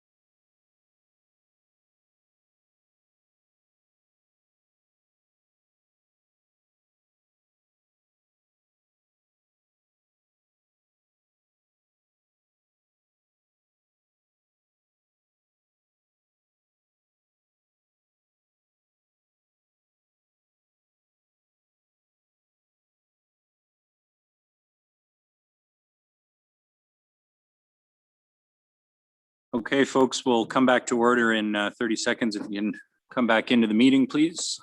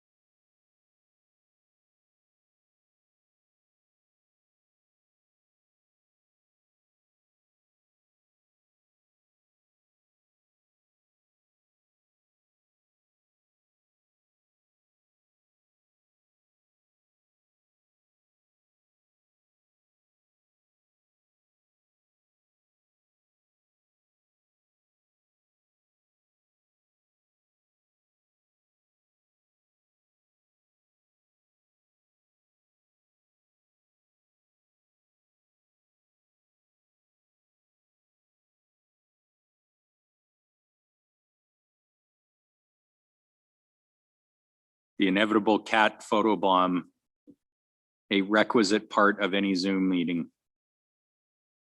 And she's a black cat too. Yeah, I don't know if that's good luck or not. I don't know. Okay, I will call the city council meeting back to order. Madam Clerk, do you have a statement to read at this point on behalf of council? Yes, thank you, Mayor Lehman. That the Council of the City of Barrie is committed to respect and adherence to the policies and bylaws of the city, including the Council and Committee Code of Conduct, which requires that individual members of council and committees treat the public, staff, and other council members with dignity, understanding, and respect. That in respect of the Code of Conduct Complaint Investigation report of the Integrity Commissioner dated March 15th, 2021, this council strongly condemns the statements of Councillor Sergio Morales at the meeting of August 10th, 2020, and makes the following official statement. That following an investigation of the Integrity Commissioner of the City of Barrie, the member was found to have speak against another member of council that was inappropriate, offensive, assaulting, or derogatory. That the investigation of the Integrity Commissioner found that the member contravened the Council and Committee Code of Conduct through this, and that the formal reprimand to the member for having made the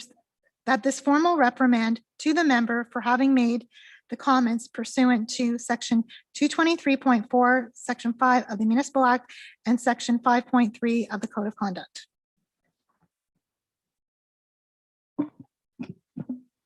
Okay, thank you very much for that, Madam Clerk. That concludes the Integrity Commissioner matter for tonight. And we now move on to the deputations on committee reports. We have two deputation requests tonight. The first deputation request is related to motion 21G057 concerning paid sick days. And the second deputation request is related to motion 21G060, a request for an exemption from regulatory bylaw 2010-036 as amended to permit an indoor gun range at 342 King Street. I will now call upon Michael Spears to, on behalf of 15 and Fairness Barrie, to deliver the deputation regarding motion 21G057 concerning paid sick days. Mr. Spears, welcome to Barrie City Council, and please note, in accordance with our procedural bylaw, a maximum of 5 minutes is permitted for your deputation. The floor is yours. Thank you, Mayor Lehman. Just want to make sure everyone can hear me. Yes, we We're can. good. All right, thank you. I have an idea that can unite a divided city: paid sick days. I'm happy to be here this evening to speak in support of the motion regarding paid sick days. I want to thank Councillor Aylwin for putting it forward. I also want to thank Mayor Lehman and Ontario's big city mayors for the support that they've shown on this issue. Providing paid sick days is an idea whose time has come. In fact, it's long overdue. Obviously, ensuring this happens is the responsibility of the provincial government through the changes to the Employment Standards Act. But I believe it is important for all levels of government to support this most basic human right. Right now in Canada, more than half of our fellow workers do not have permanent paid emergency leave. It's an even worse situation for workers in low-wage jobs. As a society, we've overlooked these workers long enough. This has always been a major issue, but it's become even more critical right now, especially with restrictions being lifted by the province, putting the health of more workers at risk. We've heard our political leaders tell us that we should stay home when we are sick, but missing from this concern for people's well-being is the answer to the question of what someone who doesn't have paid sick days is supposed to do. Not very many people can afford to lose even a single day's pay. The Canadian Recovery Sickness Benefit has been touted by the province as the reason not to implement paid sick days. But the CRSB is inadequate in a number of ways. Workers need to lose more than 50% of their work in a week in order to qualify. It takes time to process, and it doesn't cover their full wages. There are also equality and accessibility concerns. So legislating paid sick days is the only answer. Now, some people have argued that workers will abuse paid sick days, but statistics don't back that up. And they also don't back up the argument that businesses can't afford to provide them. In fact, giving your workers improved benefits, like paid sick days, is actually good for business. Workers are more committed to the business and are likely to stay longer. And of course, the workplace itself is healthier when people have the financial freedom to stay home when they are sick. Concerning the motion before you, I do feel it could go a bit further and ask the province to provide 7 permanent, universal, and employer-provided days, plus 14 additional days during public health emergencies. But the very idea behind the motion is what I believe is most important tonight, and it is why this motion should be supported by Council. The pandemic has not only shown us how crucial workers are to our economy, it's also laid bare the inequalities in our system and the gaping holes in supports and entitlements that so many workers face on a daily basis. Working people in this country have seen wages stagnate and employer-provided benefits slash. We are pitted against each other instead of uniting to fight for better working conditions for everyone. The belief that you should just be happy to have a job has become more prevalent and has distorted our understanding of what fulfilling work can and should be. Full-time positions have disappeared, with contract or gig work often a worker's only option. We see that here at the City of Barrie, where the troubling practice of hiring casual workers still exists. These workers are not guaranteed steady, consistent working hours and are not entitled to proper benefits. I think the city needs to walk the walk when it comes to how workers are treated. This practice must end so the city can be seen as a real leader and an example of how employers should treat their workers. I believe the role of council is to show residents what a caring community should look like. These are the issues that define who we are as a city and who we are as a community. Council needs to demonstrate to the workers of the city that they truly have their backs and will always advocate for what is best for them. We know that the people who will benefit the most from paid sick days are the same people who are most likely to be exposed to COVID-19 because of their jobs. They are also the people who are stuck in low-paying, precarious work. While many of us are able to continue working from home, they have been forced to put their lives on the line. These workers deserve better. They deserve paid sick days. I hope you will agree with me and support this motion. Thank you. Thank you, Mr. Spears. Are there any questions from members of council? Okay, seeing none. Thanks for your deputation, Mr. Spears. I will now call on Roger Gray on behalf of Gunlinks to deliver his deputation regarding motion 21G060. This is concerning the request for an exemption from regulatory bylaw 2010-036 as amended to permit an indoor gun range at 342 King Street. Mr. Gray, in accordance with our procedural bylaw, you have a maximum of 5 minutes for your deputation, and the floor is yours. Thank you, Mayor Lehman and council members. I just wanted to come back in a deputation to hopefully clarify any misunderstandings that may have come up through my presentation a few weeks ago. I guess in my excitement and wanting to get as much information out as possible, maybe I wasn't as clear in stating that the two members of the local police force were not monetary partners or investors within the business, but at one time maybe were thinking about it, but said they might be open to teaching. And that's where I was, I guess, implying that they would be partners in the teaching aspect, where they would be teaching the PAL. I hope that there was with any misunderstanding, and I hope I didn't get anybody in any trouble. I just wanted to rectify that and state that, again, I was just trying to get out as much information as possible to council members, because I think it's a very viable and exciting opportunity. Also I didn't get a chance to answer Councillor Harvey's question when he asked the last time as well, because I ran out of time. And what my background was, I currently own a driving range in Wasaga Beach. I owned and operated Wasaga Sands Golf Course for 10 years in Wasaga Beach. And I was just recently a facilities director at CFB Board. So I just wanted to come back and hopefully clear up any misunderstanding regarding Barrie Police Force, and that we did have some conversations with maybe having them be able to use it as a facility in the future if it was something that happened. And again, from the other two police officers, was just the fact that they were giving us some insight on some stuff and maybe being able to use them. They were my teachers when I got my license. So I know them, I know their father, great guys. And, you know, I didn't want to cut them out if they wanted to be involved in the PAL course that we would be offering as the educational side. That's kind of it. If there's any questions. Okay, thank you, Mr. Gray. Are there any questions of the deputant? Councillor Harvey. Thank you, Your Worship. I know you're coming back and obviously explaining things dramatically different than what you did when you were in front of myself and some of my members of council at Finance and Corporate Services, because you clearly did indicate that these two police officers that are ex-military were a part of your ownership group. So I've got some significant concerns about us being misled.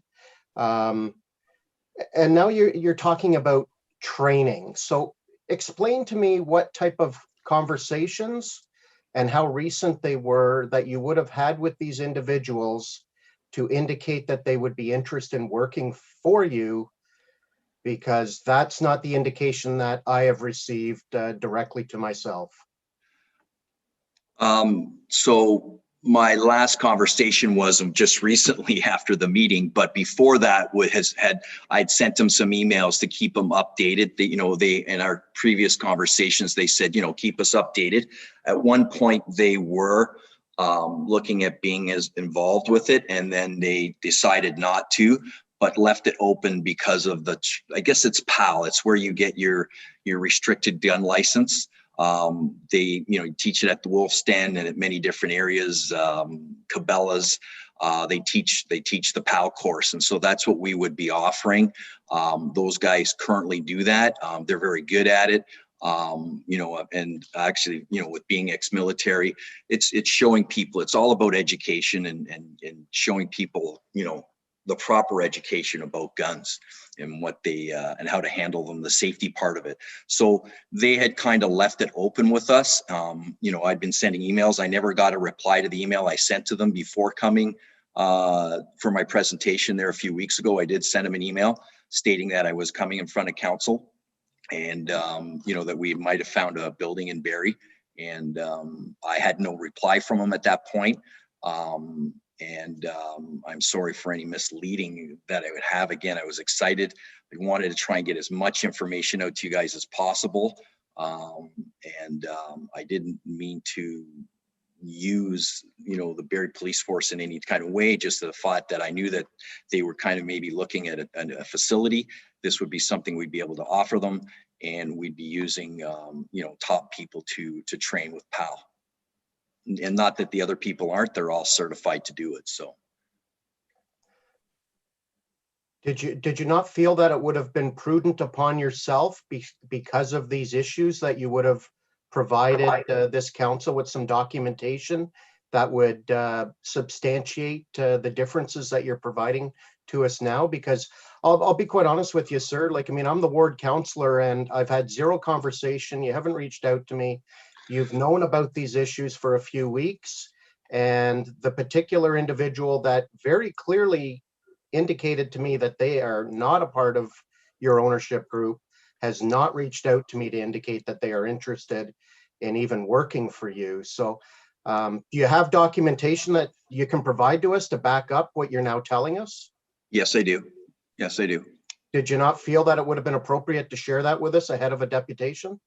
I did ask the clerk. I did say I have copies of emails that I could show, and she just said you can be on the deputation. So again, I'm not completely, I'm new to the protocol and the way to go. I was surprised that I wasn't going to get an answer. I wasn't involved with the last meeting. I had a test the next day, so I couldn't sit in on the virtual meeting. So I reached out to the clerk. She gave me the understanding, and she said you could go on a deputation. I said, well, no one's contacted me to confirm anything on those conversations. And I was just said, well, you can be on a deputation. So that's what I did. I mean, I didn't know to do any different. I'm sorry. Because obviously I have issues in supporting and taking your word for it, to be very honest with you, sir, because the information that's been provided to me is to the contrary. The other question I have for you too, sir, is the name that you had suggested to us that evening was going to be the Lynx. Are you aware that there's a restaurant literally a couple buildings away from where you're looking at running this facility with that exact name? And again, I told the Wendy, the city clerk, that we are no way bound by that name. That was just something that had come up in the past because of maybe being able to open up multiple places at one point. I did not know there was a restaurant there with that name until the clerk told me. But I said we're not bound by that name. It was just something that we had on our business plan. I mean, it's not, we weren't necessarily going to use it. It was just something that we were using at the time until we found a place and created the proper name. Okay, those are my questions. Thank you.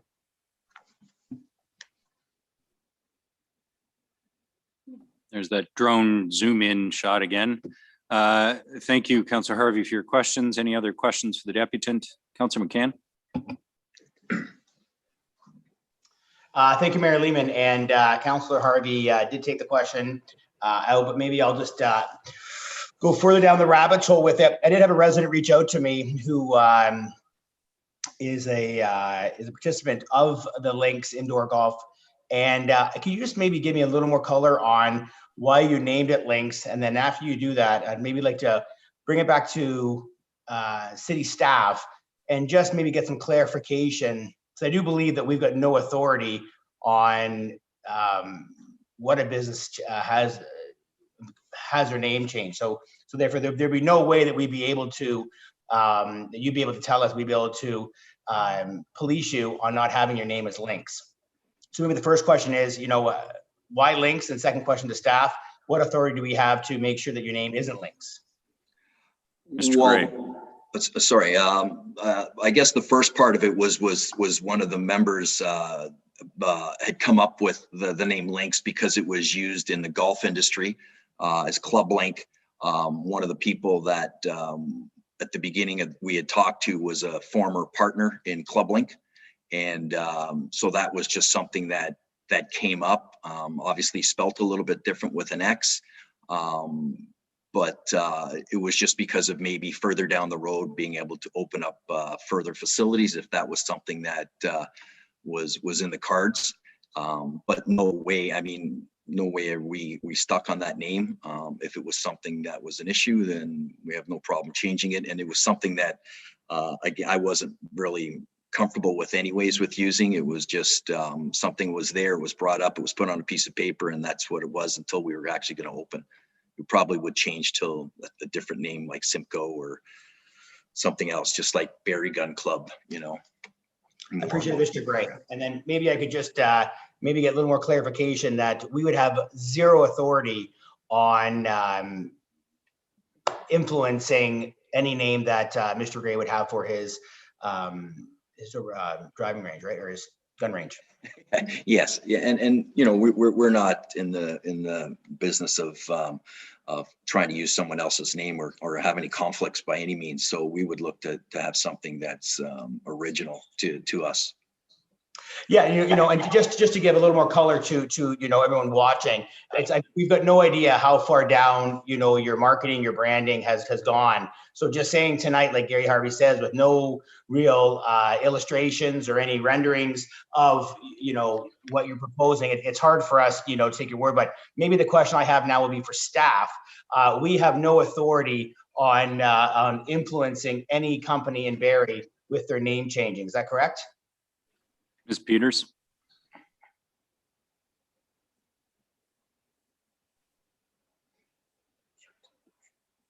I'm sorry, could Councillor McCann repeat the question? Sure. I mean, the scenario we have right now, we've got two different businesses on the same street, proposed the same street in very different industries, one in the restaurant / golfing, indoor golfing range. And then we have a second business that's not on the same street that is going to have the same name. That name would be Lynx. And I'm just curious if the city of Barrie or any municipality in Ontario has any authority on the actual name that a business puts on top of their retail destination. It would likely be dependent on either a business style, which is a provincial registration, or a trademark. So, I mean, off the top of my head, I would say no jurisdiction in the municipality to control that legally. Yeah, I've done a little more research, Ms. Pearson, and yeah, that is the same answer that I got, that we'd have no jurisdiction. So thank you very much, Mr. Gray, and wish you best of luck. Thank you. Okay, are there any other questions for the deputant? Okay, seeing none, this matter will be up shortly in the committee reports. Thank you, Mr. Gray, for your deputation. We'll move on to tax applications. Deputy Mayor Ward, I think you have a motion regarding tax applications tonight. I do. Thank you, Mayor Lehman. I move by myself, seconded by Councillor Thompson, the list of applications for cancellation, reduction, or additions to taxes to council dated March 22nd, 2021, submitted by the Treasurer in the amount of $24,354.04 be approved. Thank you. It's moved by Deputy Mayor Ward, seconded by Councillor Thompson, that the list of application for cancellation, reduction, or additions to taxes to council dated March 22nd, 2021, submitted by the Treasurer in the amount of $24,354.04 be approved. Madam Clerk, have we received any objections to this list of application for cancellation, reduction, or additions of taxes? No, Mayor Lehman, the city clerk's office has not received any, but I will also ask the treasurer to advise if his office has received anything. Okay, Mr. Miller. Through you, Mayor Lehman, no, we have not received any notices. Okay, thank you very much. Are there any comments or questions from members of council? Seeing none, call the question. Those in favor? Are any opposed? None. That carries. Okay, we move on to committee reports. Deputy Mayor Ward, I believe you have Moved by myself, seconded by Councillor Thompson, that Section A of the first General Committee report dated March 8th, 2021, as circulated, be received. It's moved by Deputy Mayor Ward, seconded by Councillor Thompson, that Section A of the first General Committee report dated March 8th, 2021, as circulated, be received. This is to receive the confidential advice subject to solicitor-client privilege from the meeting on March 8th. Comments or questions? It's to be received. Comments or questions? Seeing none, those in favor of Section A, please indicate. Anybody opposed? None. That carries. Section B, please. Moved by myself, seconded by Councillor Thompson, that Section B of the first General Committee report dated March 8th, 2021, is circulated, be adopted. Thank you. It's moved by Deputy Mayor Ward, seconded by Councillor Thompson, that Section B of the first General Committee report dated March 8th, 2021, as circulated, be adopted. This is with regards to the review of HR, human rights policies and procedures. Comments or questions? Seeing none, I'll call the question. Those in favor of Section B, please indicate. None opposed, that carries. Section C, please. Sorry, no, we're on to the second general meeting. committee report, section A. Go ahead. Moved by myself, seconded by Councillor Thompson, that section A of the second general committee report dated March 8th, 2021 is circulated be received. Thanks. It's moved by Deputy Mayor Ward, seconded by Councillor Thompson, that section A of the second general committee report dated March 8th, 2021 is circulated be received. It's to receive the report of the Finance and Corporate Services Committee from February 23rd and the report of the City Building Committee dated March 2nd. Comments or questions? Seeing none. Those in favor? Any opposed? None. That carries. Section B, please. Myself, seconded by Councillor Thompson, that section B of the second general committee report dated March 8th, 2021 is circulated to be adopted. Okay, it's moved by Deputy Mayor Ward, seconded by Councillor Thompson, that section B of the second general committee report dated March 8th, 2021 as circulated to be adopted. These are the consent items from the general committee agenda on March 8th. Comments or questions on any of these items? Seeing none, I'll call the question. Those in favor? Or any opposed? None. That carries. Section C, please, Deputy Mayor Ward. Moved by myself, seconded by Councillor Thompson, that section C of the second general committee report dated March 8th, 2021 is circulated to be adopted.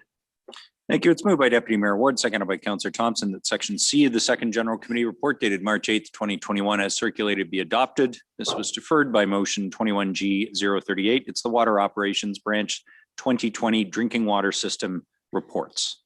Comments or questions on section C? Seeing none. Those in favor of section C, please indicate. Any opposed? None. That carries. Section D, please.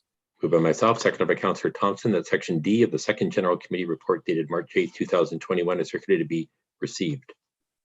Okay, it's moved by Deputy Mayor Ward, seconded by Councillor Thompson, that section D of the second general committee report dated March 8th, 2021 as circulated be received. This is the request for exemption from the regulatory bylaw for an indoor gun range at 342 King Street. Just to confirm, that item was lost at general committee. So if council approves receiving this section of the general committee report, the action of general committee is ratified, which is to defeat the request or not endorse the request. So to be clear, that's what's on the floor. Section D, any comments? Councillor Kungl, go ahead.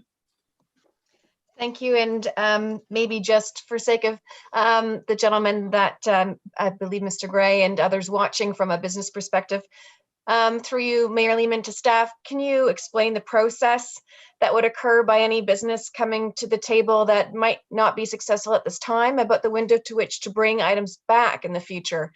This was an example that just raised questions about process. Okay. Probably I'll ask the clerk to speak first to what happens when a request like this is defeated in terms of any reconsideration in the future by council or consideration again. And then I think Councillor Kungl, you're asking about staff working with regards to maybe an alternate location or something like that. I had no expectations and out of respect for Councillor Harvey, but I did have some individuals ask about process in general as they've been following this topic along. And so I thought it was an opportune time just to highlight, regardless of the situation, if something comes to council as a business opportunity, are there other next steps, be it redesigning a business process through a small business center, or where businesses could go if they wanted to rethink then a next step. And in general, if anything ever came back to council for a repositioning, what are the parameters for process or timeframes? Okay, yeah, on the second matter, the council consideration, Madam Clerk. Thank you, Mayor Lehman. Through you to Councillor Kungl.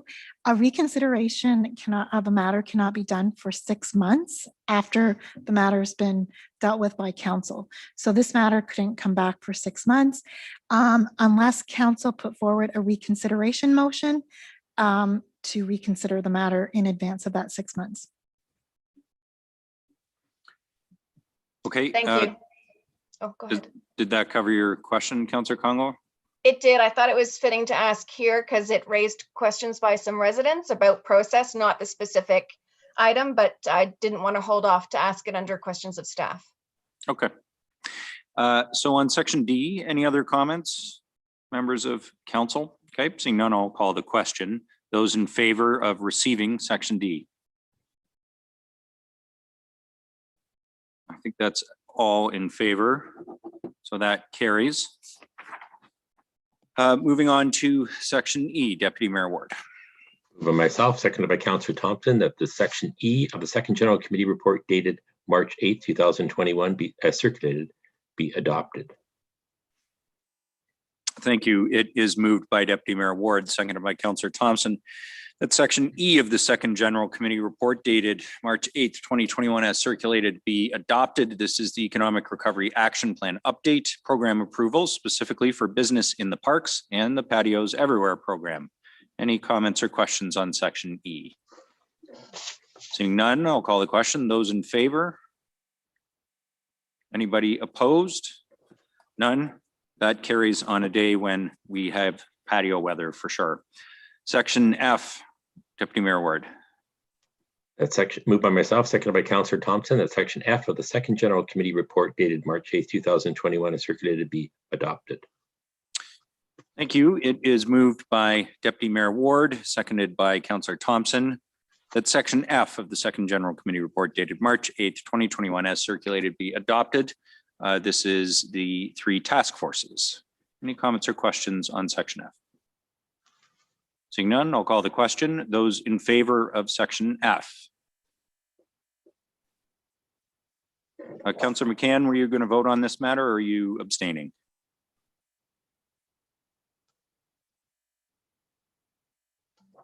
Sorry, Councillor McCann, can you hear me? Okay, we'll record that as abstaining from the vote and the section carries. Section G, please, Deputy Mayor. Moved by myself, seconded by Councillor Thompson, that section G of the second general committee report dated March 8th, 2021 as circulated be adopted. It's moved by Deputy Mayor Ward, seconded by Councillor Thompson, that section G of the second general committee report dated March 8th, 2021 as circulated be adopted. This is the correspondence from Engage Barry dated February 28th regarding the corrective actions undertaken on workplace harassment. Comments or questions on section G? Okay, seeing none, I'll call the question. Those in favor? Any opposed? None, and 1 abstention. Okay, that's carried. Section H, the general committee report that completes the general committee report for March 8th. We'll move on to March 22nd and section A of that report earlier tonight. Deputy Mayor Ward. Moved by myself, seconded by Councillor Thompson, that section A of the general committee report dated March 22nd, 2021 as circulated be adopted. Thank you. It is moved by Deputy Mayor Ward, seconded by Councillor Thompson, that section A of the general committee report dated March 22nd, 2021 as circulated be adopted. This is the confidential labor relations employee negotiation matter regarding to QP labor negotiations. Does anyone wish to speak to that? Councillor Harris. Thank you, Mayor Lehman. Through you, I will be removing myself from this vote. A potential conflict. I don't have the exact statement in front of me, but it's recommended by the Integrity Commissioner that I don't vote on this. Okay, and the nature of your conflict, Councillor Harris? This is the QP matters, yes? Yes. And so it does involve the Barrie Police Service?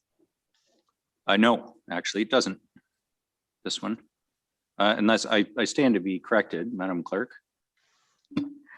Through you, Mayor Lehman, to Councillor Harris. She had mentioned she had a conflict earlier, but because of the Barrie Police, and the only thing that the report mentions is the 2021 business plan. It alludes to it in the staff report, but I don't generally question when members of council have a code of conduct, so it could have been something else along those lines. So, sure, absolutely. Yeah, we just need to record the conflict. So that's fine. I mean, Councillor Harris, you're welcome to declare. So it's a personal interest related to the compensation matter. Okay. Correct. Thank you. Madam Clerk, has Councillor Natalie Harris's potential interest been recorded? Yes, Mayor Lehman, it has. Okay, thank you. Councillor Harvey. Yeah, just a point of clarification, just so I didn't miss something here. The particular agenda item, though, there's no mention of any budgetary implications for the Barrie Police Service. Am I correct in saying that, Madam Clerk? Through you, Mayor Lehman, to Councillor Harvey. Yes, there's nothing in the motion that refers to the Barrie Police budget. Okay, great. Thanks. Councillor Harris had me nervous there for a minute that I missed something. Thank you. Okay, thanks very much. Any further comments on section A? Okay, I'll call the question. Those in favor of section A, please indicate. Any opposed? None. That carries by those voting. Thank you very much. We have, I think that completes the committee reports.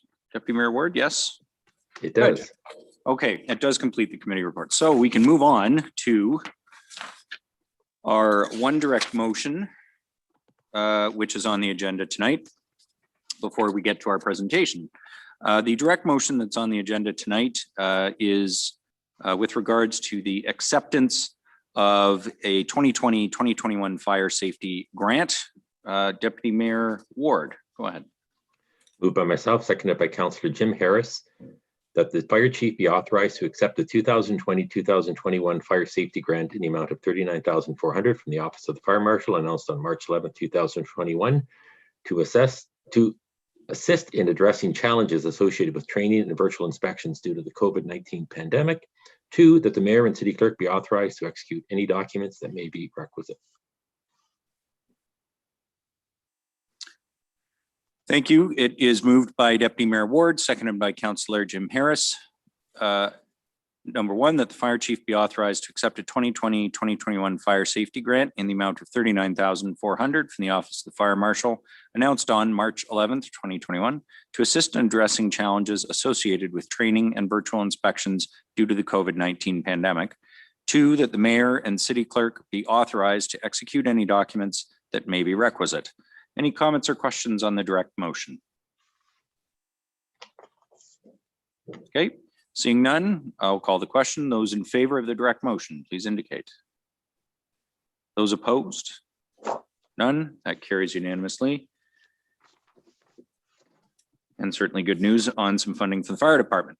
Okay, that brings us to our presentation. There's one presentation taking place at City Council this evening concerning the Stormwater Climate Action Fund Phase 2. I will now call on Evan Chen, Financial Systems and Process Analyst from the Finance Department, Pippi Warburton, and Mike Gregory from ACOM to provide presentation. Welcome to City Council.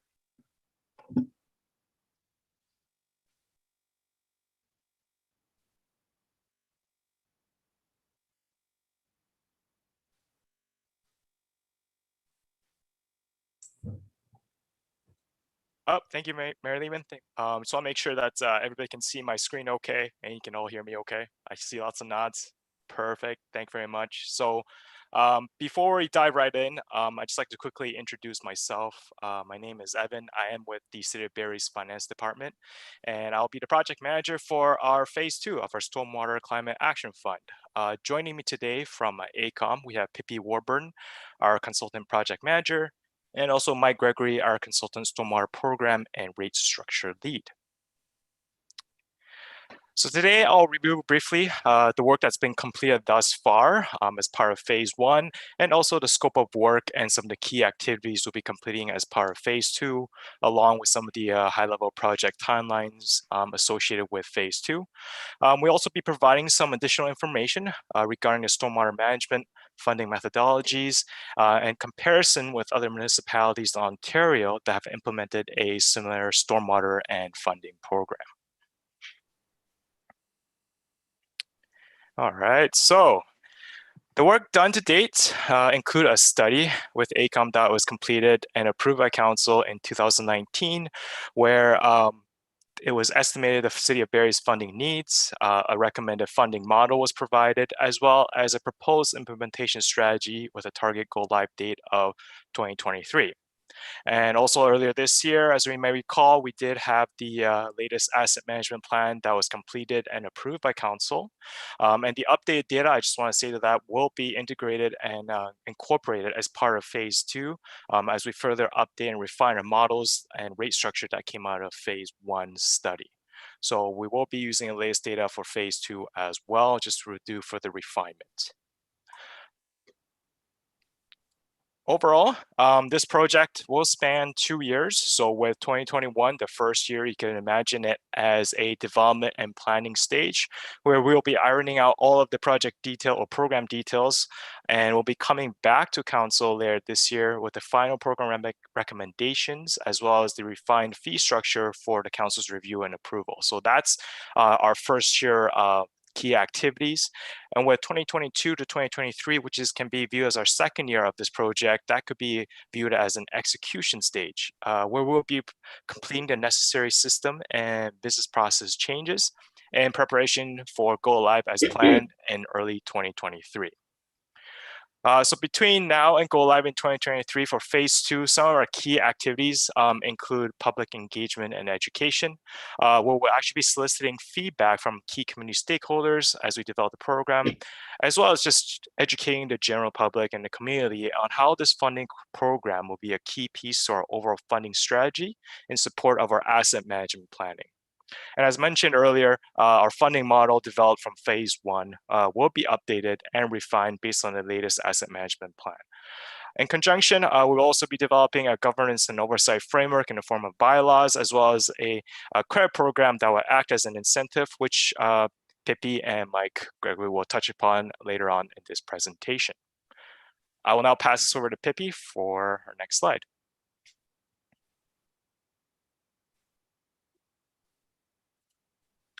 Pippi, you there? You might be on mute. Oh, sorry. Can you hear me now? Yeah, perfect. Gotcha. Sorry. No worries. So just to back up and do a quick moment on what is stormwater and stormwater 101. So as we all know, stormwater is rainwater or melted snow that runs. Oh, sorry. That's okay. Thanks. Yeah. That runs across our roadways and through our sewers and rivers, and outlets to our rivers and to our stormwater management facilities, and eventually to our lakes and our oceans. Impervious area is the most important thing, particularly in urbanized areas, because the water cannot soak in as much. So we end up with much more flashy flooding systems and more erosion because the water is running faster. So we really relate the amount of stormwater that comes off a property directly to the impervious area. So the more paved or hard areas are really directly related to how much stormwater comes off a property. Thanks, Evan. Next slide. So Barrie is very typical in Southern Ontario and probably most municipalities that they have stormwater issues. So from the drainage plan that was done in 2019, the City of Barrie Drainage Master Plan identified a number of stormwater issues. So you have issues like flooding due to insufficient capacity in some areas that causes private and public property damage. You have deteriorating infrastructure, which is certainly not unusual for municipalities in Ontario. There's climate change, of course, which will exacerbate existing issues. There's insufficient overflow routes in some areas. And then you have development pressures, which is probably quite unique in Barrie to the extent of development pressures that you will be seeing over the oncoming years with the planned development. And there's some also inaccessibly to infrastructure issues that were also identified. Next slide. So you also had your asset management plan recently completed.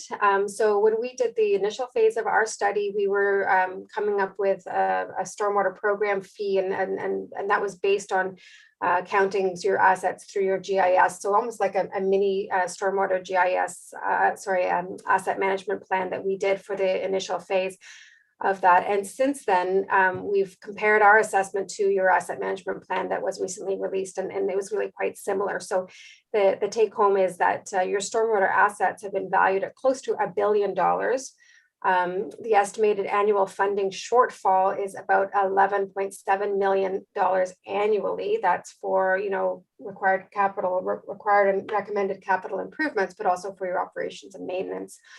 And there's also, it identified the need to comply with the regulation that Evans just touched on previously. Next slide. So this slide is directly from a presentation that I think you've seen probably quite recently for the asset management plan. So we're just bringing this up to remind you that, historically they've known that there has been a funding gap. So it's been under, like most municipalities, Barrie has been underspending on stormwater. And even with the future increases, they're not keeping up with the identified needs. And obviously the risks associated with underfunding means that eventually when there are major breakages or infrastructure and assets that have not been maintained properly, they can result in very costly emergency repairs as opposed to assets that have been managed well and use best management practices. So part of that asset management plan that was released earlier this year, they recognized that a stormwater user rate had been approved in principle and was be advancing this year, and future asset management plans need to consider that proposed level of service and refine investment needs. So yeah, next slide. And I think from here, we're going to pass it on to Mike Gregory, who's going to talk about some of the methodologies we're talking about to potentially fund your stormwater program. Mike? Yep, hello. So there are many ways to apply a stormwater user fee as opposed to a property tax where things are allocated based on assessed value. And so you see this long list of different options that have been used by many jurisdictions across North America. So the simplest thing to do, first bullet there, is just charge everyone a fixed fee. Everyone pays the same. The next thing you can do is maybe you want to charge industrial properties more than the residential properties. Evan, can I get you to hit there should be a red, there you go. So we investigated these things in the initial phase 1, we called it, and we tended to focus on the variable rate, not the fixed rate. And so what the red box highlights, the middle 3 bullets there, is that we do a statistical analysis of different types of residential properties, and we look at impervious area. I'll talk about that later. So we look at statistics, and the first one that you see in that highlighted box, equivalent residential unit, we compare everything in relation to what the average residential dwelling unit in Barrie is comprised of in terms of impervious area. Again, I'll talk about that a little bit later. The next option we looked at, and this was recommended, is to compare everything or look at a charge in relation to what the average detached home in the city of Barrie would be allocated. And the next thing is to break up detached homes into small, medium, and large. So you can see on the right there, we have for the different billing unit methodologies, there are easy things to do, charge everyone the same, and there are very detailed, very accurate ways that take a lot of time to measure every single bit of impervious area on every property. We didn't look at that. We did recommend the middle option. Next slide, please. As far as we can tell, there are 48 stormwater user fees across Canada, and 1/3 of them are here in Ontario. And you see the list there, it's sorted by, it looks like year, so age of the program, London being the first. And you can see there's a great range to the charge. What we're showing is the typical monthly charge for stormwater. Here we're calling it climate change fund for the average, or sorry, the typical detached home, whatever that may be. And you can see that there's a range. Now, every stormwater management program for a local government is widely varied. Some of these I need to point out, if you look at Aurelia and Markham, are at the low end of the scale, and you need to know that they are not charging a stormwater user fee to pay for everything stormwater related. It just funds a portion of the Aurelia and Markham program. So that explains why that's the low end of the scale. But you see the average, it's right in line with the average across Canada, $9 for the average detached home as a monthly charge. So these are what we recommended in the initial phase. The recommendation was to go with the average detached home as what we call the normalizing unit. We compare the impervious area of any property to what the average detached home in Barrie has on its property. And every charge is in relation to that, and I'll show examples in the further slide. So again, what we do is we take measurements. Maybe there's 30,000 residential properties in Barrie.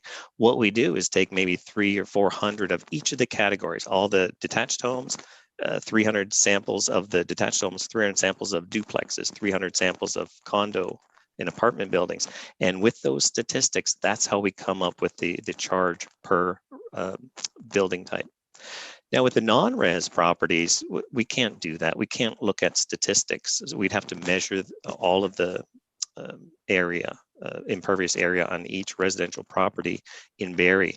Fortunately, I think the number is 7%. 7% of all properties in Barrie are non-residential properties. So that's maybe 3,000 or something like that. So it is manageable to measure the impervious area on each one. And again, once we measure on each individual property the impervious area, we compare that to the detached home and determine the number of billing units, which is the charge. And I'll show an example shortly. Next slide. Impervious area. What I'm talking about are the hard surfaces on an individual property. And you see the photo there. The green would be the rooftops, the blue would be the driveway portion, and the red just delineates that property. So it's all the hard surfaces. Again, we don't measure the impervious area of every residential property. We just take statistics and come up with what the average detached home in Barrie looks like. We did that in phase 1. Now we need to finish the sampling for the other residential properties and then sample the non-res properties. Now, stormwater user fees are, as I mentioned, there's just under 50 across Canada now. There's over 1,800 in the US, and they've been around for 50 years, stormwater user fee. There are a lot of court cases, court rulings, case law that come from stormwater user fees. There are none that we know of in Canada. But these things have been challenged in US state Supreme Courts, and impervious area has been held as a fair and equitable basis for a user fee. It is based on the individual property's contribution of stormwater runoff and the pollutant loading that goes with it that is discharged into the pipe or into the ditch at the end of your property that the city has to maintain, and the capital and planning and operations and maintenance that go with that. It is not based, stormwater user fee, a variable rate that is not based on property value, frontage, zoning type, etc. Sometimes, in some cases, state Supreme Court cases, they have been thrown out as an unacceptable form of charge. So, next slide, please. Yeah, go ahead. One more. There we go. So if you take a look in the top right, if we look at the average detached home in Barrie, what that looks like, the impervious area footprint and what that looks like, we're then going to compare everything else to that 1.0 billing unit. We'll use that as the standard. And in fact, the number that we came up with in the first phase was 236 square meters of impervious area. Now let's take a look at all. So these are example. Everything else is an example from another study. This is the focus of our work here, is to do the rest of the sampling for each of the 7 categories that you see down there. And we're going to compare the statistics, get the imperviousness value for each one, the average imperviousness, compare that to the detached home, and come up with these numbers that you see in front of you. So for a semi-detached home, that's, you see one building with 2 dwelling units and 2 properties. It kind of looks the same as a duplex right beside it, that is one building, 1 property, but 2 units. And so anyway, if you multiply those first 2 numbers by 2, you can see that a semi-detached home is a little bit bigger on average. In this case, for this study that we did in Northern Ontario, it's about 1.2 times. But we're charging this per detached home. So it's 0.6 times 2 in that photo in the top left there.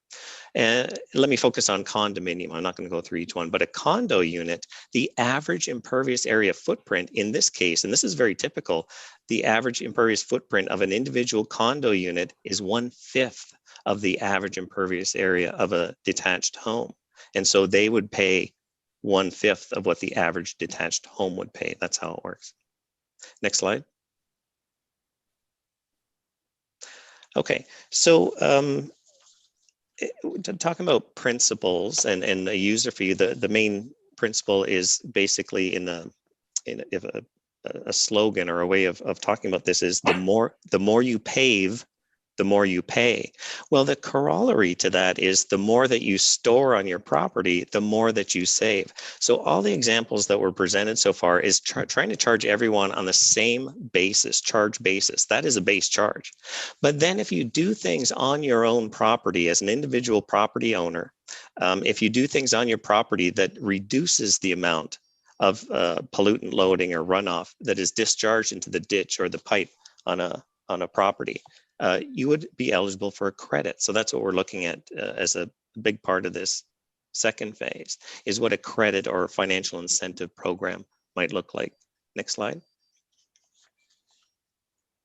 Okay, so a credit program, basically, as I mentioned, it gives some financial incentive. If you do more to manage stormwater on your property, instead of disposing of it for the city to deal with, then you are eligible for a reduced charge from that base charge based on impervious area.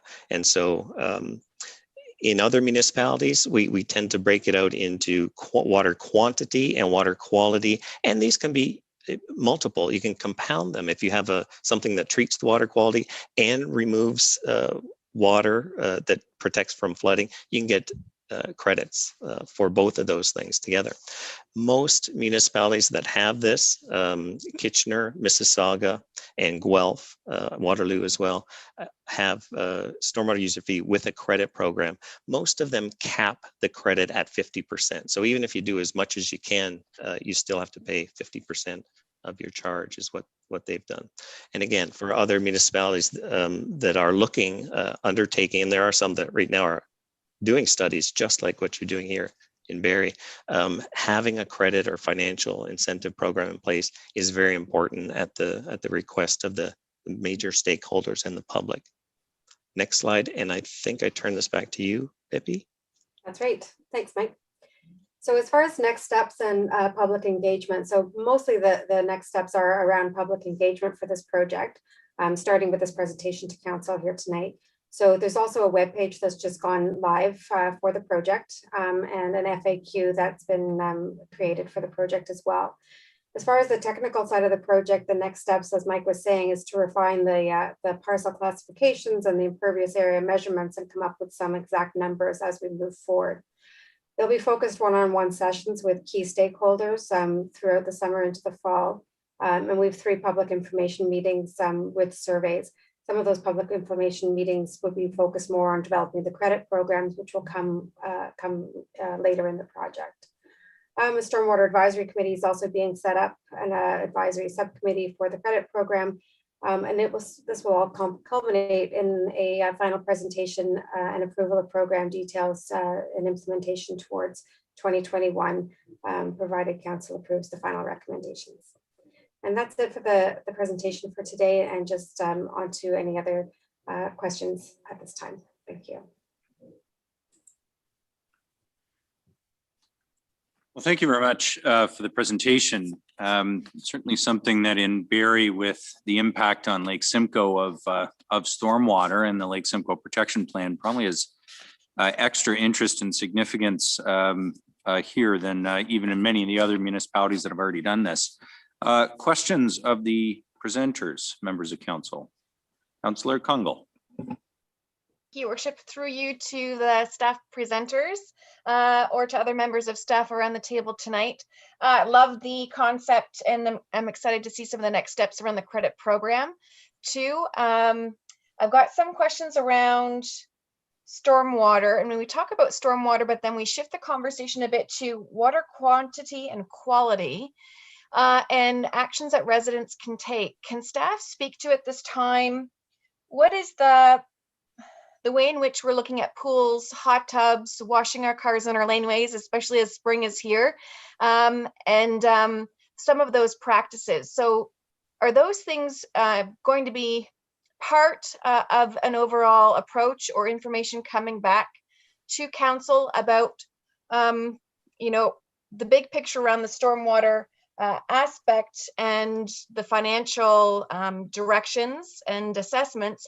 But I'm wondering about other programming or other types of policies of practice for residents? Through you, Mayor Lehman, to Councillor Congo. Maybe I can flip this over to Mike based on his experience with other municipalities and how they handle the pools and hot tubs and how that gets accounted for as part of the credit programs, as well as how we account for the impervious areas for that as well. So I'll turn over to Mike from ACOM, if that's okay. Sure. Through you, Mr. Mayor, in response. Now, what you're specifically talking about are functions of residential properties, and we don't get into the detail of looking at everyone's pool or hot tub. And so you're either a detached home and you pay that 1.0 or not. Now, yes, there are exemptions and other things, but we would, as a phase 2 study, we do typically identify a policy and procedure for capturing impervious, like new development. How do you account for new development? So city staff would have an explicit definition of how imperviousness is defined. In one of the studies we did, we actually defined 21 different types of impervious area, not pools or hot tubs, but gravel and other things like that. You do need policies. And yes, we would come up with a definition, a standard practice for capturing that information for new development. We would capture everything existing today as part of this study, but there would be a policy for identifying very specific details like you've asked in the future. Can I interject and just as a point of clarification, I'm not sure if you're referring to the water usage, like filling up pools and using water to wash your cars. That would be municipal water supply, be separate from this program, which is just looking at stormwater management, basically. So just to be clear there. Yes, thank you. And maybe I'll reframe it. And I'm not sure if Ms. Miller is able, I saw her come online, but it's the intersection between when we talk a bit about the stormwater management, but also then the intersection of how we use water, in which the quality or quantity of it that's hitting our stormwater system comes out of a residential use. And will we see recommendations that support the ways in which residents might be encouraged not to wash their cars with different soaps in their laneways, or might be encouraged to change over their pools at certain times of year and not all at once. So I was wondering about, while this strategy is unfolding, are there pieces we'll find that are complementary along the way of the process that come down to bylaws or policies around residential use?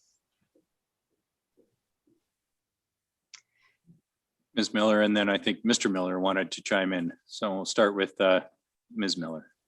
Through you, Mayor Lehman, to Councillor Kundal, I think it's important to understand that what staff and our guests are presenting tonight is with respect to the stormwater utility program, and it's not the same as what the questions that you're asking with respect to education and awareness about water conservation and some of the other environmental implications that we do certainly want to talk about as part of that broader climate change strategy. And yes, we will have additional information coming from a number of different departments to give you an update in the near future.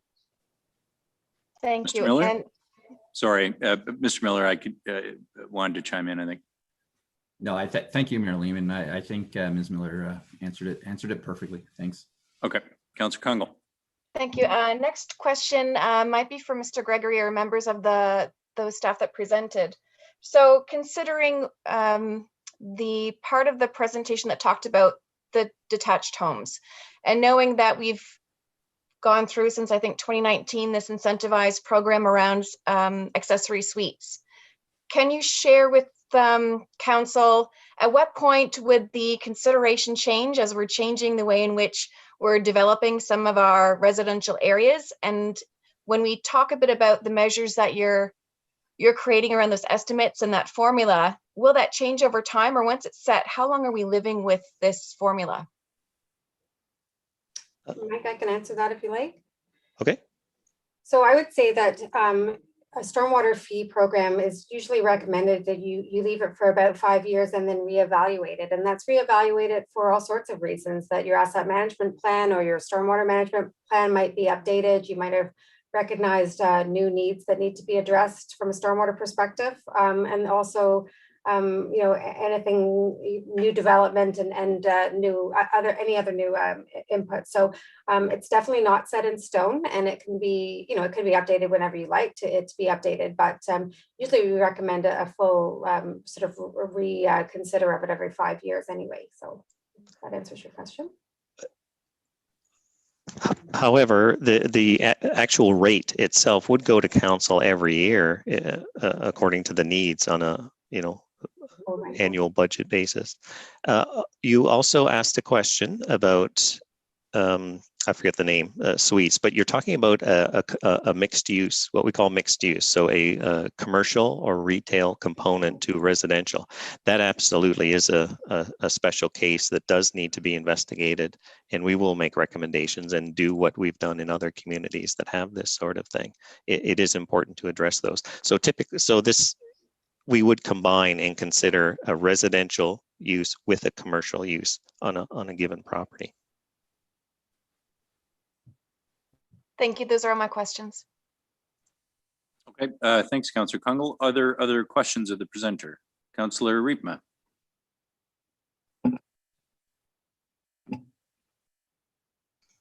Thank you, Mr. Mayor. And just to the presenters, you outline sort of the steps that we're going to take in terms of incentivizing people to do good things with their stormwater management. Are you also looking at a desensitizing process where you would, if I put an addition onto my house, that I have to pay more? Is that part of the game plan as well? So I'll answer that if you like. Yeah. So sure. Yeah, we are talking about measuring impervious areas. So if you put an addition on your house, potentially that would be more impervious area. However, there's sort of a cost benefit analysis between the amount of money that's coming from residential properties and the amount of sort of administration it would take to count up all of those details. So generally, we don't recommend, we use averages for different property types. We don't actually go to each individual house and measure it specifically. Now, we do that, or we recommend you do that for commercial and industrial places because they vary so greatly and they can be giant. So I guess the short answer is no. If you put an addition onto your house, that's not going to necessarily change your rate. It's going to be what property type you have. So is it, and how many property types we choose to move forward with is going to be part of the public consultation. So do they want to say, I have a small house and my neighbor lives in a giant mansion. Those are two different property types. I feel he should pay $8 a month and I should pay $12 a month. Do they want to go to that level of detail? Or are we going to find that the public consultation tells us that, no, we're happy with everyone with a flat fee for all residential properties? So that's still to come in how far we divide up the different types of residential properties. But it's not going to, I don't think it's going to come to a point where we're measuring impervious areas for each individual residential properties. But we will recommend that for commercial industrial spaces. I would like to suggest too, given the uniqueness of the city of Barrie and specifically Lake Simcoe and the importance of protecting it, one thing that is not done but could be done in Canada is to actually not desensitize, but add a surcharge for those hotspot industries or whatever that are producing more phosphorus loads, for example. Then it would be like the opposite of a credit. So you would add a surcharge for those that potentially are producing more phosphorus or pick a pollutant. So we have those types of options. These are exactly the types of details that we would investigate further with what was mentioned, a subcommittee, a stakeholder advisory group of subcommittee for credits and very specific things like that. Thank you. Thanks, Councillor Riepma. Deputy Mayor Ward. Thank you, Mayor Lehman, and thanks for the presentation. I wasn't clear how the billing works. Is it a line on your property taxes? Is it folded into property taxes, a separate bill going out? How is it paid? How is it billed? Through you, Mayor Lehman, to Deputy Mayor Ward, it will be a line on the water bill via our water utilities billing program, NAVA line, so it will be included as part of that. So it won't necessarily be a separate bill, but it'll be included as part of it within the existing water bill. But we will be sorting that out and determining how that's going to work as part of our implementation and part of our system changes we have to cover off. Oh, okay. So that means people that don't pay property taxes, churches or schools, they would be paying this. They would pay the. Part of the program we will be looking at and is also the I guess the tax deductible properties and tax-free properties. So that's going to be part of the program that will be investigating and how we're going to be handling those type of properties. So again, we will be providing more details to come with more program details to come at the end of this year. So those are the type of questions we'll be investigating and trying to determine what's the best solution going forward.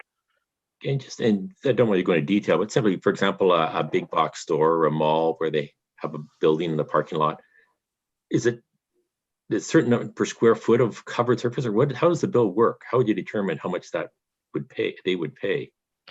So I try to answer that, and Mike and Pippi, you guys can feel free to jump in terms of how we actually measure it. But we do measure the impervious areas. So looking at rooftops, we're looking at parking lots and things like that.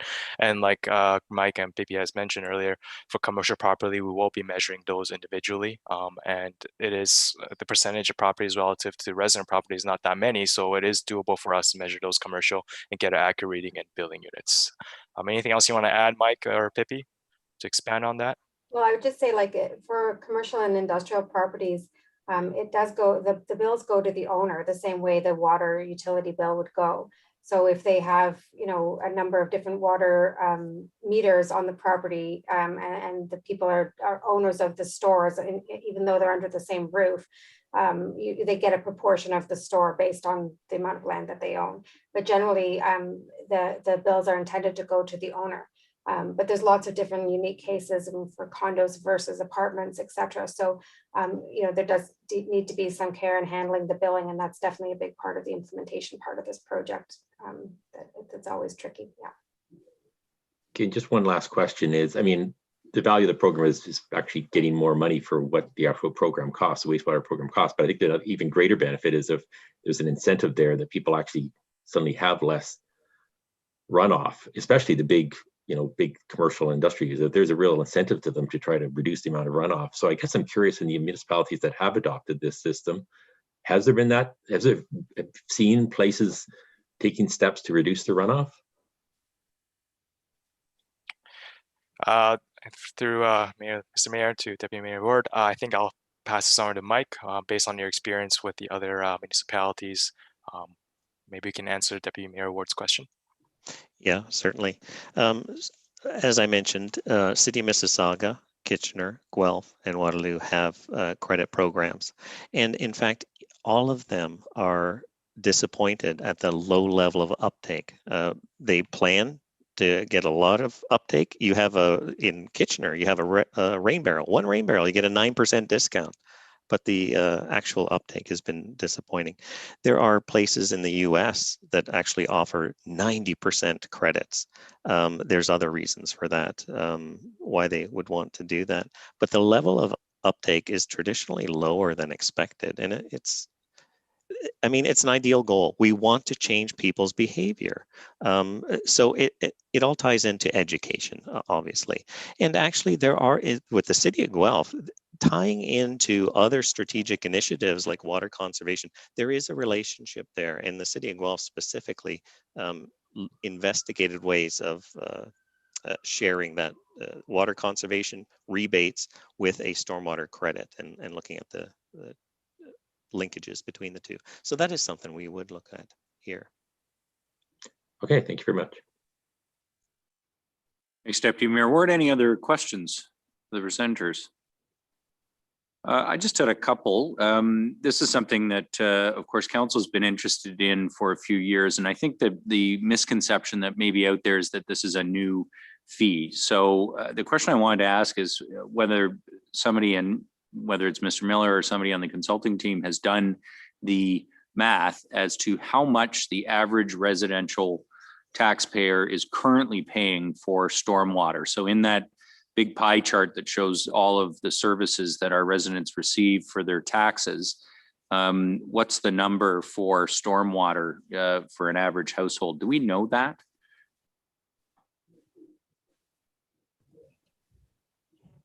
Through you, Mayor Lehman, I don't have that right in front of me, but we can certainly pull that out and circulate that around to council. Okay, that I think as we go forward, and I understand this is a long process. This isn't going to happen anytime immediately. But I think going forward, it's one of those really critical pieces of communication because as council has learned, previous councils have learned, even if you just start billing something separately and the amount doesn't change, if people don't realize that they were already paying it, there is a lot of confusion as to whether they're being charged a new fee or simply paying for the same service in a different way. And I think we've heard tonight about a number of the strengths of charging for the service in this way. And we certainly know there's a major cost associated with naturalizing creeks and purchasing property and doing the things we need to do to create our stormwater system to bring it up to snuff, given the pressures of climate change.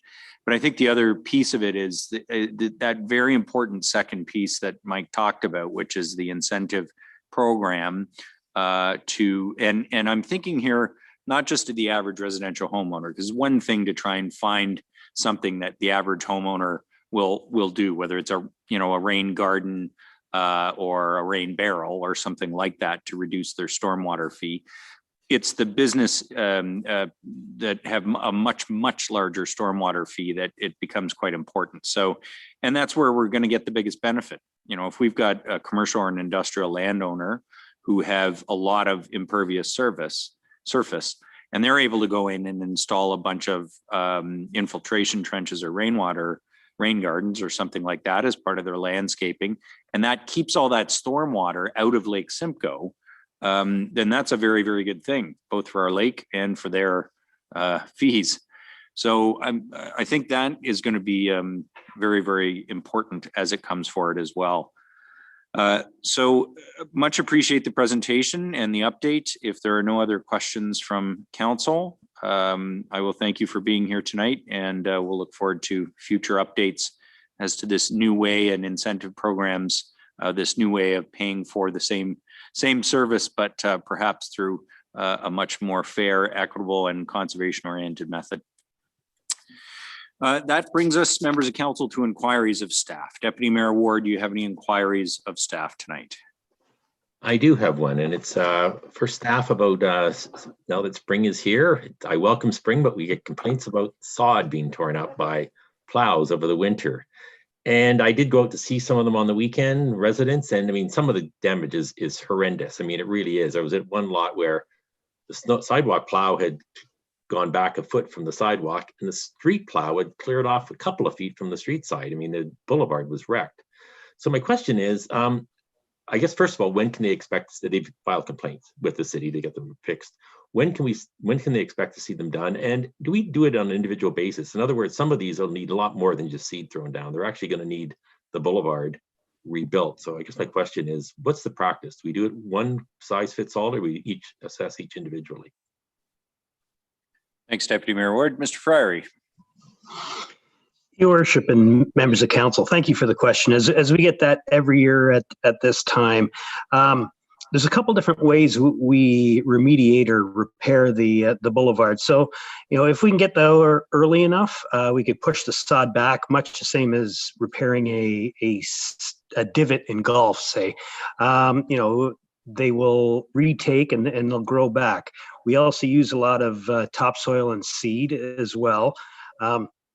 And we'll use sod for the really bad repairs, as mentioned.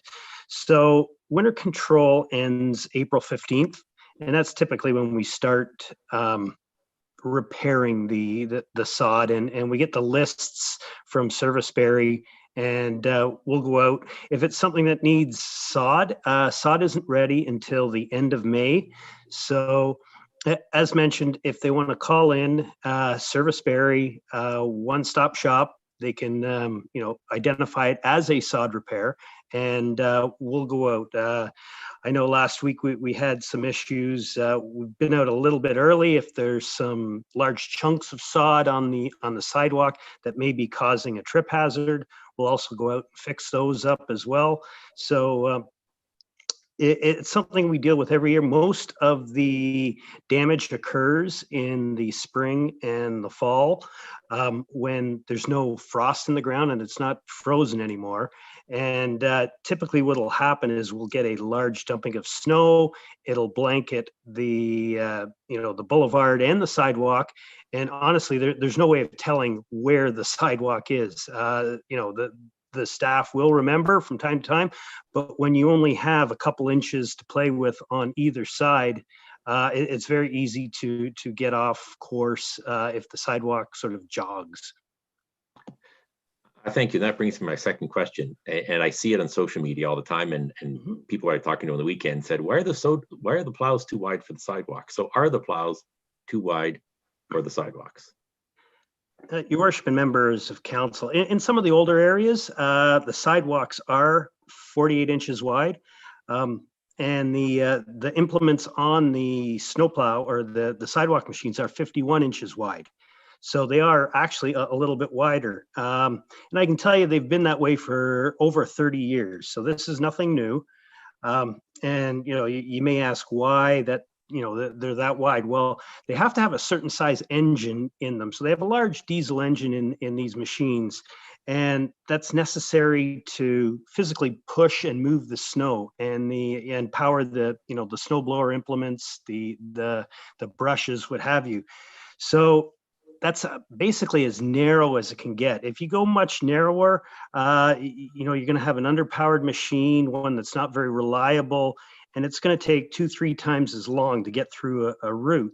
And as you know, we can get snowfalls that are continuous and last up to a week, and these guys are going nonstop. So if you get a light duty machine, it just won't, it won't stand up to any of the abuse that it takes. So, we've been asked for solutions. We see on social media as well some of the complaints, and we get calls saying, "Well, this never happened when I lived, in this town or this city."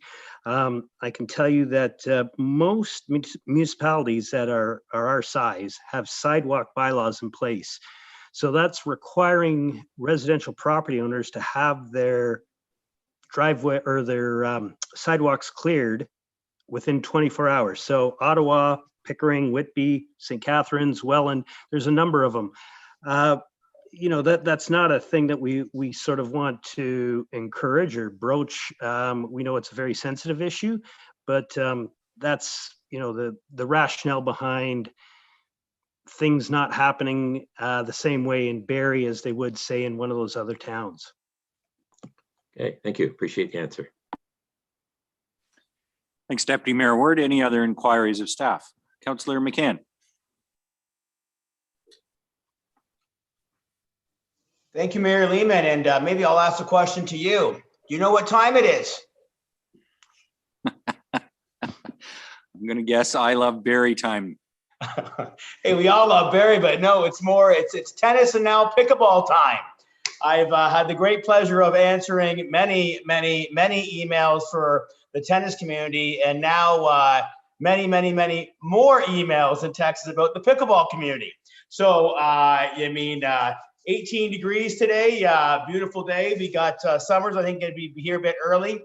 I know we're a bit understaffed. I know we have some days that are maybe below zero, but I would just hope and maybe get some color from staff if the tennis courts and pickleball courts will be up early, as I remember one year playing April Fool's Day.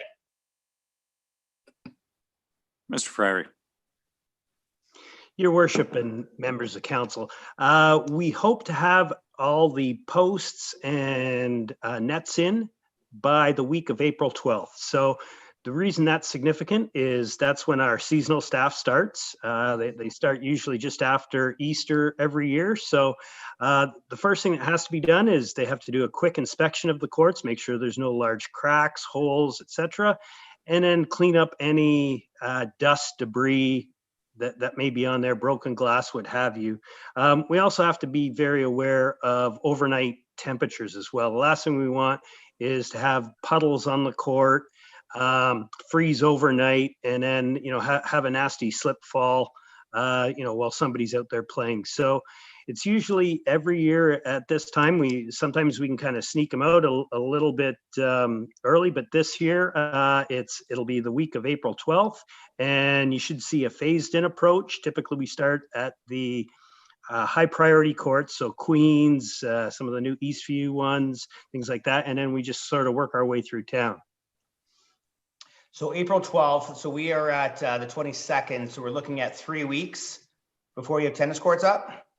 That's correct. We rely on our seasonal staff to do the inspections and installations and cleaning.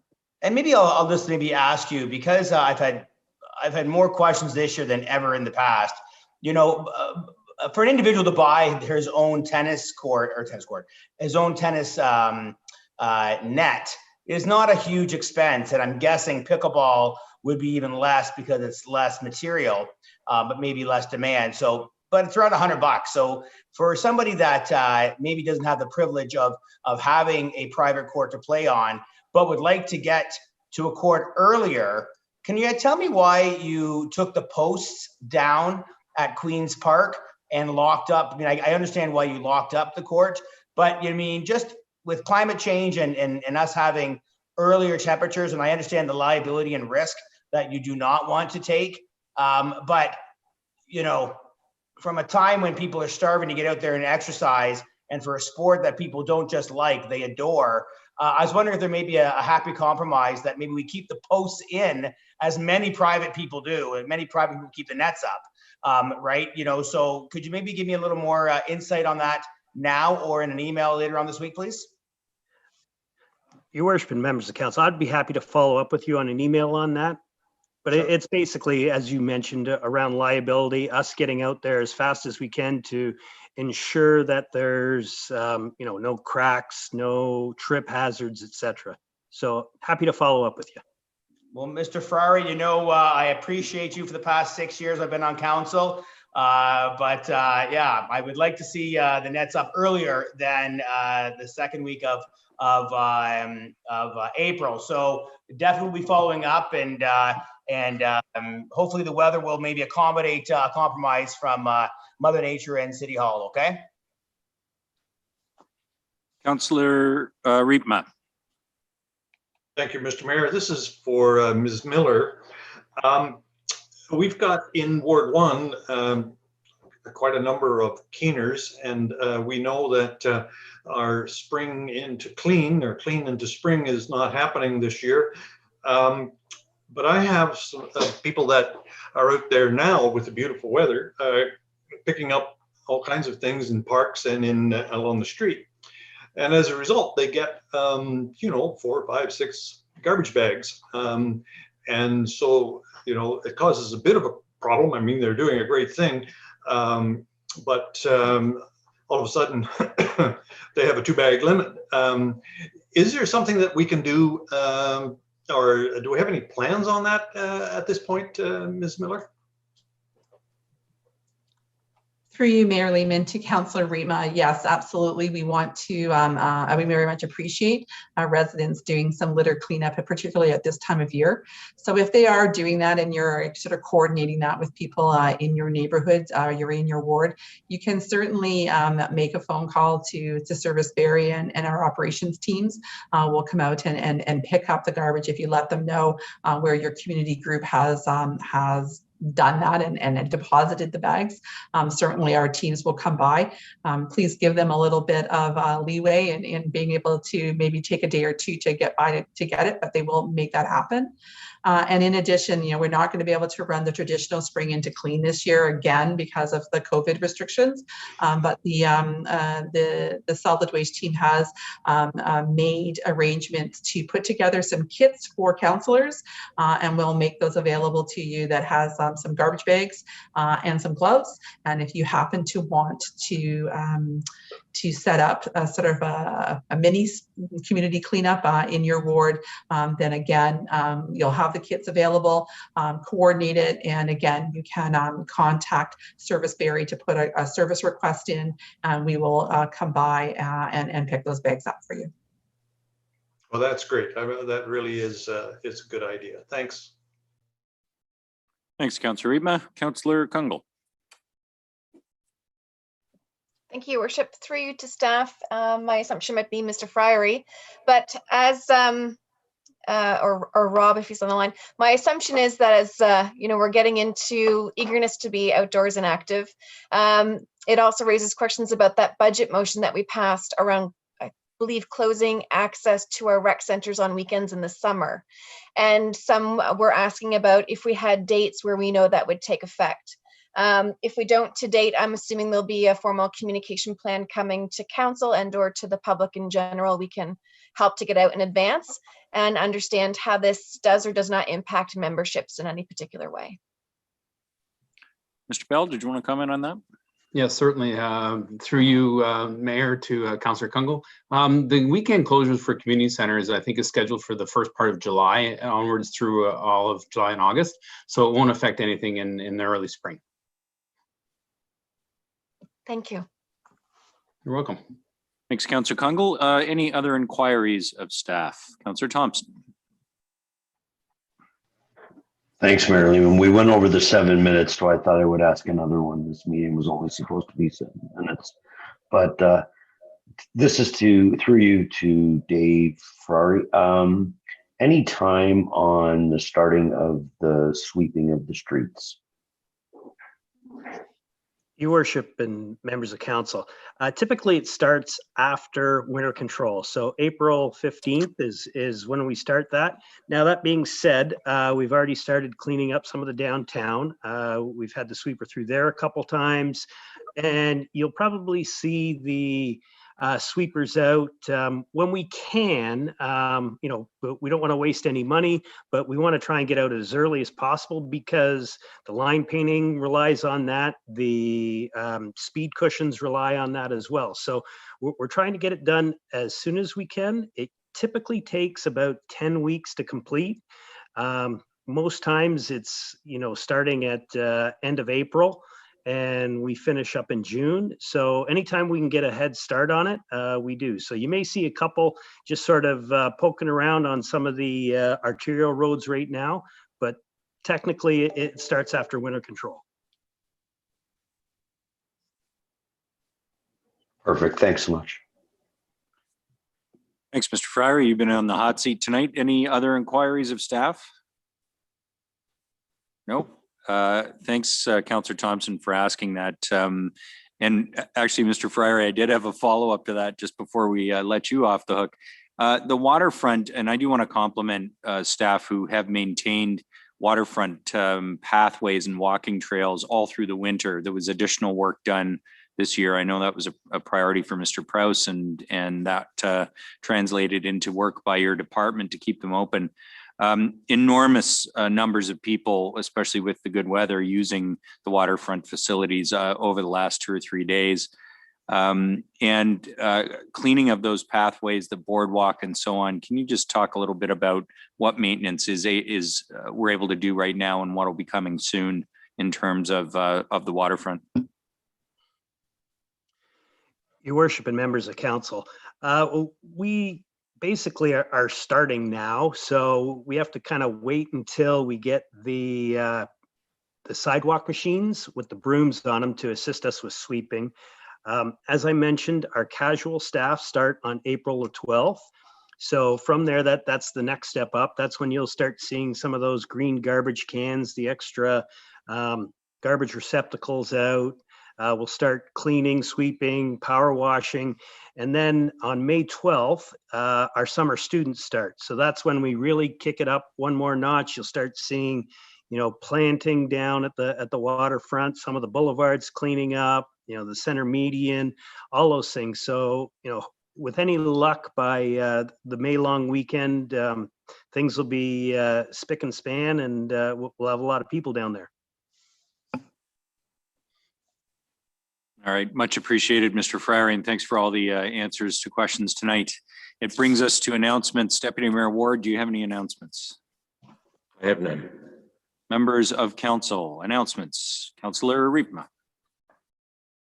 Thank you, Mr. Mayor. Very exciting.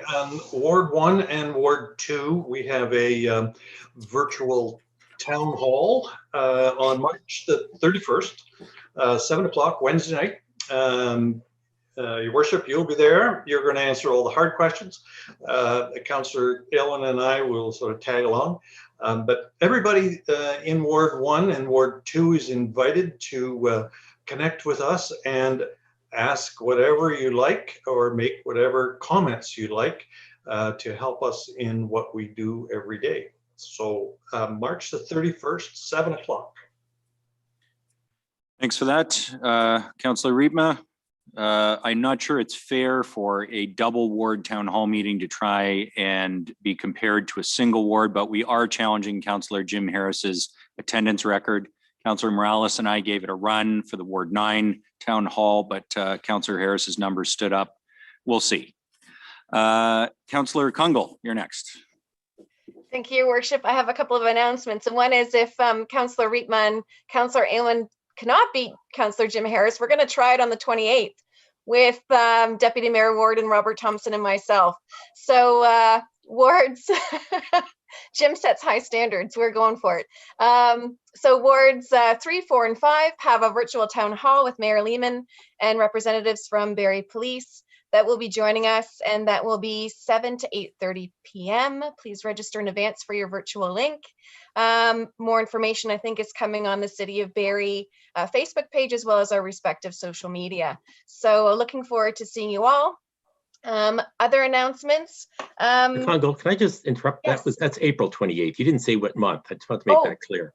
Yeah, sorry. We're going to give time to reassess our approach and learn from Councillor Aylwin and Councillor Riepma. So we're April 28th. Thank you, Deputy Mayor Ward. The other announcement is speaking about spring clean. In April, I'm inviting residents to join me, social distancing, of course, but to find information on my Facebook community page, Kungl Cares. I'll also post it in the Ward 3 community page, but Tuesdays in April are going to be Trash Formation Tuesdays. So from 12 till 2, I will be out in the ward and inviting residents to join me, and we will make some arrangements as Miss Andrea Miller identified, but do invite all of you, and thank you to those who've already been active in the ward and across the city. I'm seeing lots of individuals incorporating the garbage pickup into their walks. And my last announcement again is this year across the city, businesses, residences, whether you're gardening in your front yard, side yard, backyard, whether you've got a plot in a long-term care home or in a any type of area that you frequent, we're going to be planting yellow flowers as part of the theme of hope. And so more information will be coming through Communities in Bloom. If you are not an active gardener but want to be, check out the Barrie Urban Gardeners Facebook page. Gardeners of all ages and abilities getting together to share tips and information, but start your planning with picking up some seeds with the color yellow. And that's everything for me. Thanks, Councillor Kungl. Other announcements, members of council? Councillor Morales. Giving an update to any Ward 9 residents watching, there has been a second submission for the proposed application at Huronia Road. So for those in the Ward 9 area, the piece of land in between Huronia and Loon Avenue around the Lovers Creek area, there's been an updated submission. So if anybody has been following that and wants to keep updated, please email our planning department, planner of the day at barrie.ca. And if you're not already on the notification list, please make sure you are notified to keep up to date. As we've known from the past, those things change, and things will be posted on the city web that you will get updates once there's any update, staff reports, or recommendations coming from that updated submission. Thanks very much, Councillor Morales. Any other announcements? Okay, I have quite a few. We'll try and go through this quickly. First of all, I want to proclaim March 26, 2021 as Purple Day for Epilepsy Awareness. We would normally have a flag raising and event here at the city, but we can't do that. Epilepsy is a common neurological disorder, not well understood, but does affect approximately 1 in every 100 people in Barrie. Epilepsy Simcoe County was established in 1978 to assist individuals, families, caregivers, and professionals in our area with education, support, and advocacy in relation to epilepsy awareness. Pleased to announce that the City of Barrie has been successful in obtaining the Federation of Canadian Municipalities Municipal Asset Management Grant funding in the amount of $50,000. That goes towards our wastewater management plan and condition assessment project. So that's the second grant tonight. Thanks to our staff who continue to pursue those opportunities to get senior government and outside funding for our projects. City of Barrie, in partnership with the County of Simcoe, City of Aurelia, Georgian College, and Lakehead University, will host the 5th Annual Manufacturing Innovation Summit virtually on Tuesday, April 6th.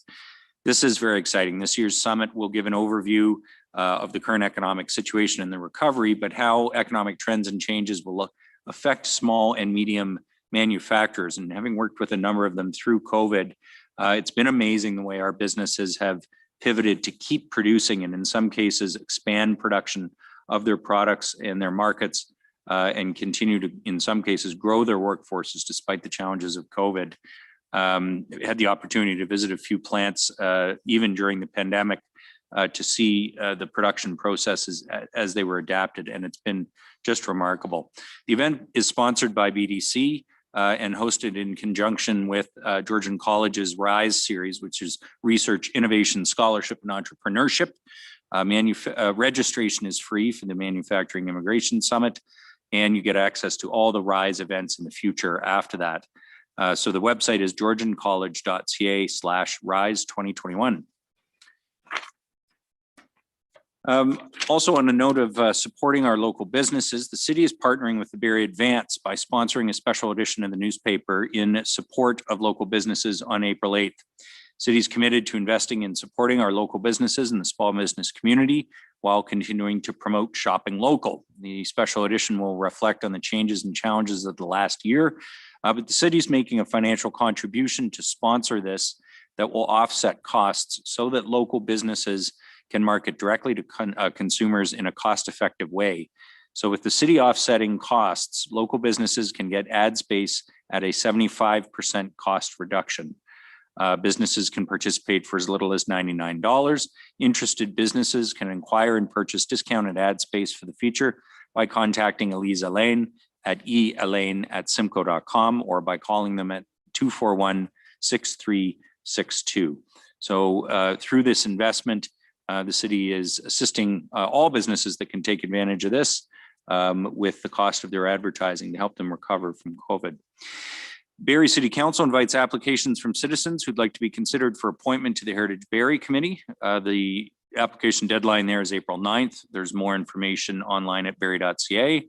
And registration for children's spring rec programs is now open. There are all kinds of virtual programs like dance, art, and technology-based programs, which are designed to keep kids active, learning, and having fun. You can visit barrie.ca or register at play.barrie.ca. Reminders on the COVID situation, we are still in the red control level. There are still broad scale measures and restrictions across sectors to control transmission of the virus. For a full list of the measures, you can visit the province's website.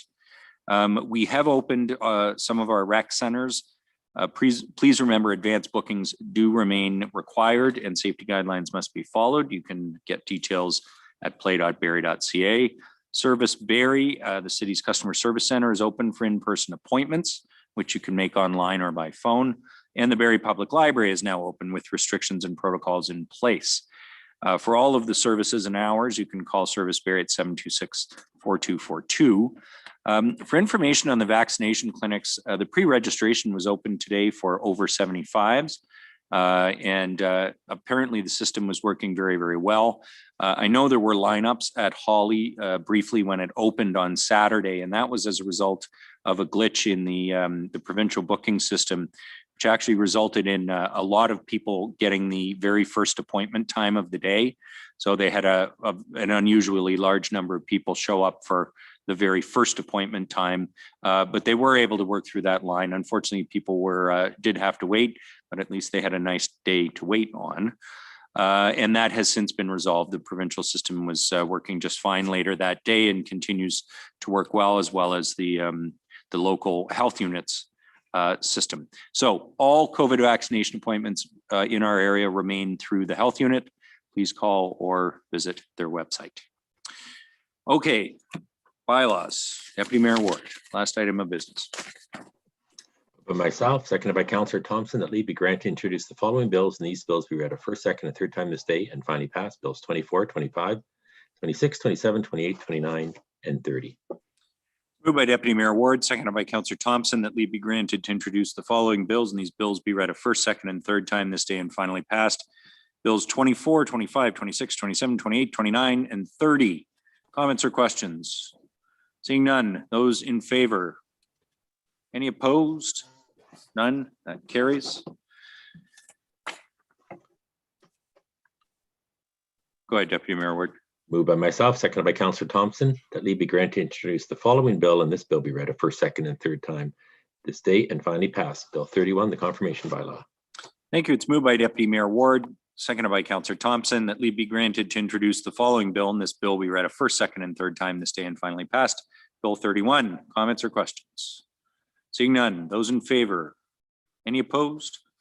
None, that carries. Can I have a motion to adjourn? Councillor Natalie Harris, seconded by Councillor Riepma.